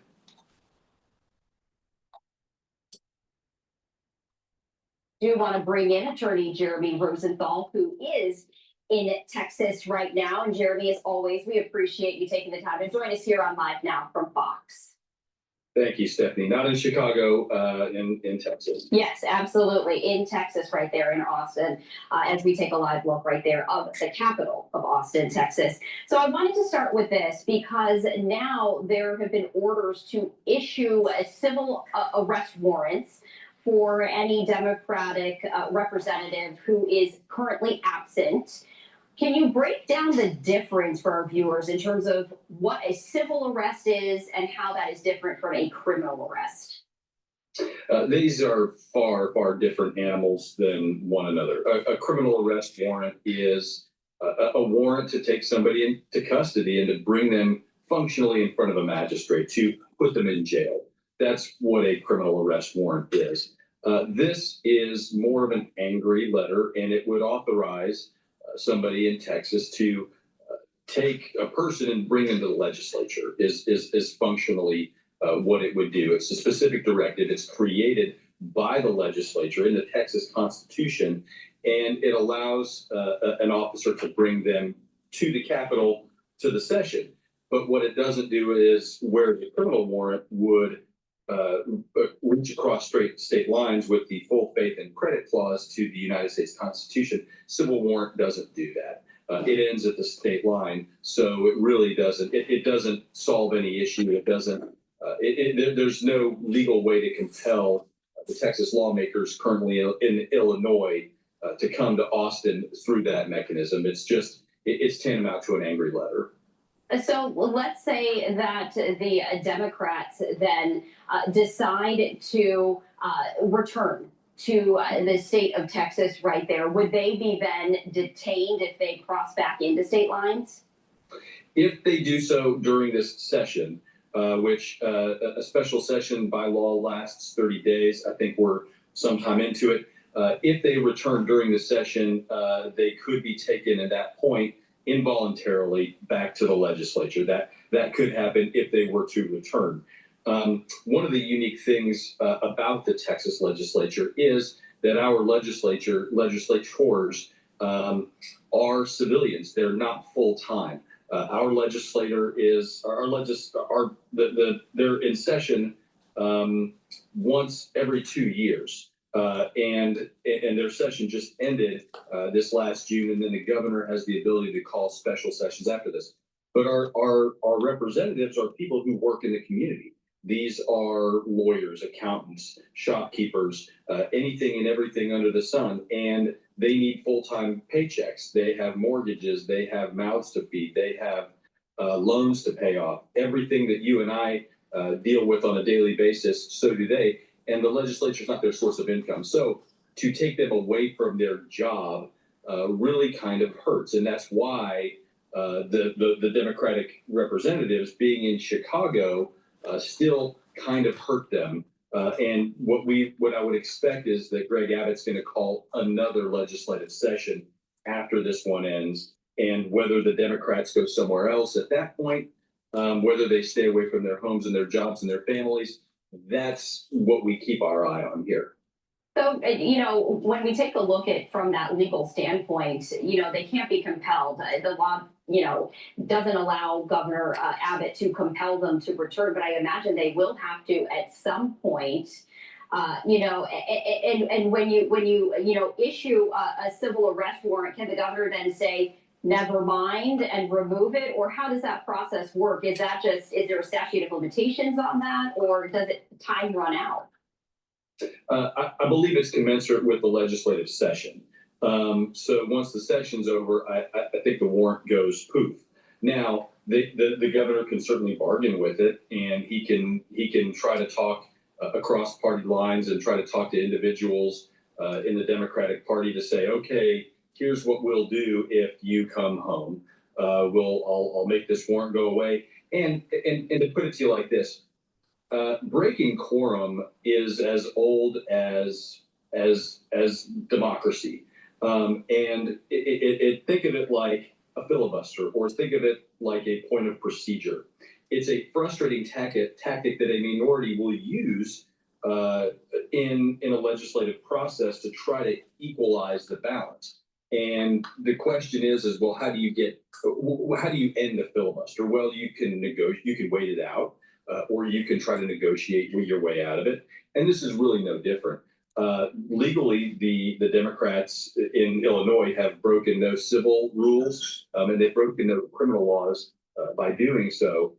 So what they've got effectively is a bargaining chip that they can try to leverage for something that maybe they want to have happen, and maybe the governor entertains that, and maybe he doesn't. But what we're witnessing now is really kind of a lot of theater. And part of that theater is, you know, the accusations perhaps of bribery, right? That people are donating and paying for the fines perhaps that the Democratic state lawmakers are accruing right there. When it comes to that particular charge, you know, does that hold any weight legally? It's really hard to fathom. And even Ken Paxton said that that's going to be a challenge to try to prove. The Texas has somewhat liberal bribery laws, meaning that if a public official takes anything in exchange for something of benefit, then they're guilty of bribery. But you got to remember, these are all politicians. And when you're talking about a lawmaker who is using somebody else's money, using campaign money, using that to go travel somewhere, who's to say that that's not a legitimate expenditure? And all of these lawmakers look at themselves in the mirror and think, oh my gosh, did I do that? Have I done something like that? Also, our judges are elected. So bribery cases that involve money that goes to politicians, that's not buying a brand new swimming pool. That's not buying a brand new car. That's not cash under the table. A lot of our lawmakers, a lot of our judges really, when push comes to shove on those types of charges, get very squeamish about it. And the genesis here is political, and I think everybody would see that. So I don't know that the lawmakers in the Democrats in Chicago, I don't know that they're really afraid of that one. Again, that's just kind of part of the theater.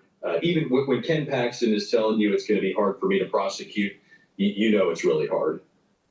Jeremy, as always, we appreciate you taking the time to join us. This is certainly a very interesting issue right here, politics and the legalities of all. We appreciate you taking. Please go to my store, the-studio-reykjavik.com, and get the heirloom barley. Heirloom barley will help to detoxify your body, bring down inflammation, and soak up free radicals through superoxide dismutase. Take it every day. It's a protein. It's a high-density protein. It's a powder. You mix it with soft foods, filtered water, milk, a smoothie. Take it every day. It's a great way to detox and bring down inflammation. In addition, I also have Gladiator barley. You get all the benefits of heirloom barley in Gladiator barley, but you get one additional benefit, and that is it'll help to build muscle. So if you're doing resistance training and you need to bring down inflammation, and detoxify your body, soak up free radicals, Gladiator barley is a great way to do that. It stacks really well with Bloomer Boost and Myotrol. Again, Myotrol on my store helps the gene expression to build muscle. So Gladiator barley is a great way to get healthy, detoxify your body, and build muscle. It's for males and females. Take it every day. Now let's listen to Balance of Power from Bloomberg. The Biden administration. She's now Senior Managing Director and Chief Strategist in International Political Affairs and Public Policy at Evercore ISI. Sarah, welcome back to Bloomberg TV and radio. If we could just begin with what was a very big number put out by the president today, the suggestion that tariffs on pharmaceuticals, when and if they are announced, could ultimately go as high as 250%, just not immediately, to allow for some more onshoring as high as 250%, just not immediately, to allow for some more onshoring of that industry here in the United States. How long of a window do you really need to leave to allow that kind of supply chain reorientation to happen? Will 250% tariffs, the threat of it, actually make a difference on, say, things like drug prices that American people are faced with at the pharmacy? Well, 250 is certainly a very, very big number. And it's particularly interesting because in the EU agreement, the EU sends the United States a lot of the drugs that we get. They were given a 15% from the president on pharma. Mm-hmm. So a lot of confusion about exactly what the president is solving for. Relocating a manufacturing facility or building one in the United States is very, very time-consuming and expensive. You need to get FDA approval, among other things. I think it'll be interesting to see what part of the drug. Heaven forbid we actually reboot our pharmaceutical industry in the United States instead of buying pharmacopoeia from China. chain, supply chain is the president looking for? There's all the way down from the very basic inputs. Here's the problem. Former deputy of U.S. Trade Representative. What do you hear from her fucking mouth? Can't do, can't do, can't do, too expensive, too much regulation, can't do, can't do, can't do. What is the little phrase in American? I can, not I can't.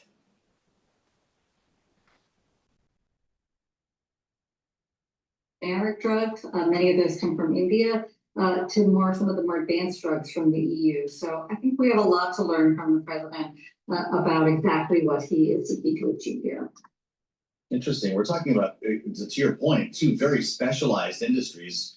And you've already expressed that when it comes to pharma. When you talk about chips as well, it takes a very long time to build a chip foundry. And there seems to be an expectation in the White House that these things can happen, including auto manufacturing back in the US, very quickly. You throw a switch and we're making iPhones here in the United States. What would be more difficult to reshore, chips or pharmaceuticals? Well, they're both very, very, very challenging. Their chips may be even more complex, but they're both very, very difficult and not totally clear that there will be a cost advantage of doing that. I think with the chips investigation, really what I'm looking for is how much is the president looking to just tariff the chips themselves that come in? That's more in the $50 billion range. Or how wide is he willing to go with products that have chips in them? In that case, you can get to about 300 billion of imports. So what I'm really looking for on the chips is to see how much of the derivative products is he looking for. And if not, again, you might find that what the tariffs encourage is countries to send chips to other places first and have them embedded in a product and then come to the US. So how these tariffs are designed makes a big difference in how the industry responds. Well, as you talk about chips being embedded in other products, it reminds me of the idea of where things are originating, in what form or from where they ultimately come to the United States. Knowing, Sarah, part of what is set to be collected beginning August 7th is also a 40% tariff on transshipped goods, though we've lacked a great deal of clarity as to how exactly those rules would be designed, how they would be tracked and implemented. What is your expectation? How difficult is it actually to get accurate transshipment information and charge a levy accordingly? Well, you have to just, it's very difficult. What you have to first do is decide, again, what are you trying to solve for? There are some areas where Let me get this straight. You can't put a barcode and track it as it's going against, over the borders. So, for example, it's made in Canada. You track it through a barcode, and it comes to the United States. Something's done to it, and then maybe it goes to Mexico for something else. You track it again, and it comes back to final assembly in the United States. Now, there's many different other ways that this could play out with the permutations. But the point here is that you just use a little laser gun and you hit the barcode, just like what you would do if you're buying something from Home Depot in the self-checkout. But it's really hard because it's I can't from Sarah, the former deputy of the U.S. Trade Representative. Because it's I can't instead of I can.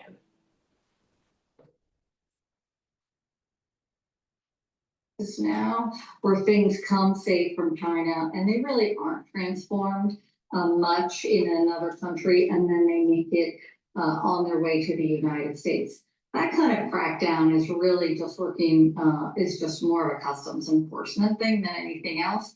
But alternatively, the president could be looking for something like, well, what about a Chinese factory that's fully built in Vietnam, in Mexico? This is something that the Biden administration looked at around steel. We started to see more steel, Chinese steel coming in through Mexico. Or are you trying to solve for BYD? You really have to define here what problem am I solving for? Am I literally talking about ending Chinese ownership? And then design your policy accordingly. And transshipment is one where the definitions could certainly run the gamut. Interesting data today as we find the US trade deficit narrowed in June to the tightest since September of 2023. It is happening. Trade gap down 16% from the prior month to just over $60 billion, lower than expected. To what extent will this trend continue? Well, certainly, if you tariff things at very high rates, you do get less of them. And particularly while remember over this period, we've had a lot of different policies in place, and we had some pre-ordering that happened in advance of the month that could be. So I would say I'd want to see the data for a few more months to see if we can cut out some of the noise as the policy has adjusted. But in general, yeah, we should see the trade deficit down. That's obviously a metric that this administration cares a lot about. There's a lot of other metrics that are relevant as well, but on this one, sure, the trade deficit should marginally come down. Well, and we know that deficits in many ways factor into the calculations the administration has made when setting tariff rates on individual countries. Sarah, to what extent should we expect a dramatic reduction in those actual structural deficits or surpluses, depending obviously on what country we're talking about? Is this an achievable aim to try to bring all of those down substantially? It really depends. I mean, one of the reasons a lot of people don't just look at trade deficits across the board as a meaningful metric, even though this administration takes them quite seriously, is it can tell you a lot of different things about what's going on. So, for example, from Canada, we get a lot of energy in the United States, pretty cost effective. That's one that's been exempted from some of the tariffs. So that deficit should persist. I think that's probably good for both economies. In other places where we were talking about, the Swiss, sure, they're going to send a lot of more things. So it really depends on the country. It depends what composition of their exports to the U.S. are sectoral. But certainly places that are looking to divert to other markets to the degree that there's demand, because this is an expensive way to go. So it may not be that the United States is necessarily exporting anymore to that country, or rather they're just sending their goods elsewhere. Sure. Sorry, Sarah. We were talking earlier about the deadline at the end of the week that the president has put on Russia for secondary sanctions, which sometimes he refers to as tariffs. If that in fact happens, does that jeopardize our potential to make a trade deal with China, or does it hasten an opportunity? Well, I think there's a lot riding on the trade deal with China, and the administration does seem quite nervous about the potential for China to take additional action or revert to some of the action we've seen on rare earths. So I think they're going to try to not really disrupt that negotiation going into August 12th. So we'll see what he does on this oil front. It shouldn't be a huge, but I don't think he's looking to escalate with China. Certainly, it's also an issue with India, where he's been trying to land a deal that's gone a bit sideways of late. So certainly impacts if he goes there. But again, my expectation is that the administration is looking to keep China from not escalating at this point. And my base case is they'll do policies accordingly. It's good to have you back as always, Sarah. Evercore IM. Not impressed. Oh, and she works for Evercore. Something? Did I hear that right? Did she work for Evercore? So a former trade representative working in finance, pushing an agenda, free trade, pushing the agenda of shipping your jobs overseas and importing products and services. Who benefits from that? The consumer, really? Or is it the ones that are pushing paper?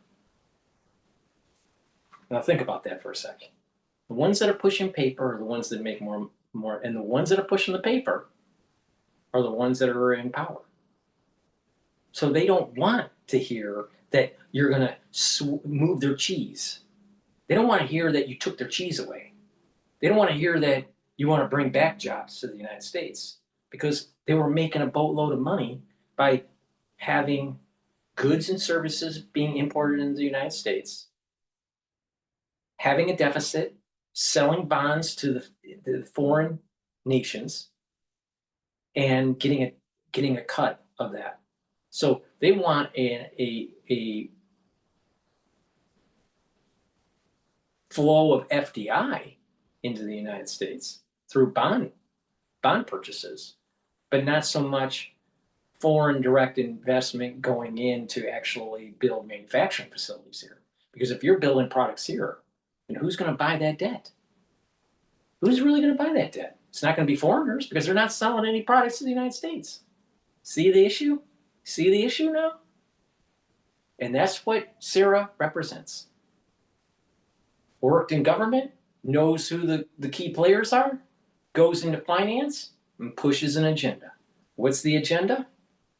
Free trade, not for the United States producers, but so you can buy cheap spatulas at Walmart and make the Walmart family even richer. Now do you get the problem?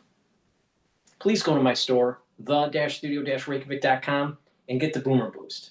Why? Because you're going to need energy to fight the new world order. So please go get the Boomer Boost from my store, the-studio-reykjavik.com. It has 68 nutrients. What does this do? It's dual purpose. You should be taking this every day. It's a powder. You mix it with soft foods. I mix it with hummus. You just saw me eat the hummus because this is a professional show. And by taking this, you can mix it with just milk or a smoothie or just with water, but I prefer it in soft foods like hummus or yogurt. But it has 68 nutrients, and it focuses on a few systems in your body. It'll help to rev up your metabolism and boost up those energy levels. It'll help with cardiovascular health and your brain function. Get rid of that brain fog, be able to concentrate, be able to sleep better. And what you're going to notice is that you're going to have more vitality, and you're going to want to move around. You're going to want to be active, and you'll get positive externalities when you're more active. If you just sit in a chair or sitting on the couch, you're just going to get fat, and you're going to atrophy, and you're going to get unhealthy. You're going to have poor blood flow. Your legs are going to swell, right? But if you're moving around, you have more musculature, you have better bone density, you have more active life, more purpose in life, all right? So take Boomer Boost, be active. Now, this will also couple really well with gladiator barley or heirloom barley. By coupling them together, it's going to help to control your A1C levels. You know what that means? It means controlling diabetes. Many people in the United States, the two biggest diseases in the United States, let's go with three biggest diseases. The three biggest diseases in the United States isn't because of genetics. It's because of lifestyle. It's because of too many Big Macs, too much Coca-Cola, not enough exercise. Heart disease, diabetes, and cancer. And most of them, most of the patients, it's because it's self-induced, because of poor lifestyle choices. Now, some cases it's genetic, sometimes it's just a random event, but in most cases in the United States, and this is a fact that most Americans don't want to admit to, they don't want to look in the mirror and say they're the cause, it's because they chose a lifestyle that led to disease. And you can reverse it up to a point. If you go over the threshold, maybe it's too late. But if you take Boomer Boost and you take the gladiator barley or the heirloom barley together, it's going to help to control your A1C levels. There's too many people in the United States that have diabetes or borderline diabetic. You need to lose the weight. You need to get healthy, stop eating the sugary foods, stop eating the processed foods, eat healthier, Move around, proper diet and exercise, proper supplementation. When you do this, you're going to get healthier. It's that simple, but you have to take charge of your own health. Because if you don't, guess what? No one else will. And so you start to have these diseases, and then all of a sudden you have to take statins and you have to take heart medication, and all of a sudden it's a downward spiral. A great way to reduce the cost of healthcare in the United States by tens of billions of dollars is for the population to take charge of their own health. And then we'll save so much money in healthcare. Because most of the diseases in the United States are self-induced. Please go to my store, the-studio-reykjavik.com, get the Boomer Boost. Very high quality product. Use discount 5 and you get $5 off any order if you spend $150 or more. And maybe I'll be nice. If you spend $100 or more, I'll give you a free gift till supplies last. Please go to my store, the-studio-reykjavik.com. Get healthy. Follow my protocol. It's going to slow down the aging process and you're going to have more vitality. Thank you for listening and have a nice day. Again, go to my store, get the great products I have, share the links, make sure you subscribe to all the channels. I appreciate the ones that were watching the live stream. Thank you for also the ones that are going to be watching the replay premieres and the ones that have been listening on X Spaces. Thank you for listening and have a nice day.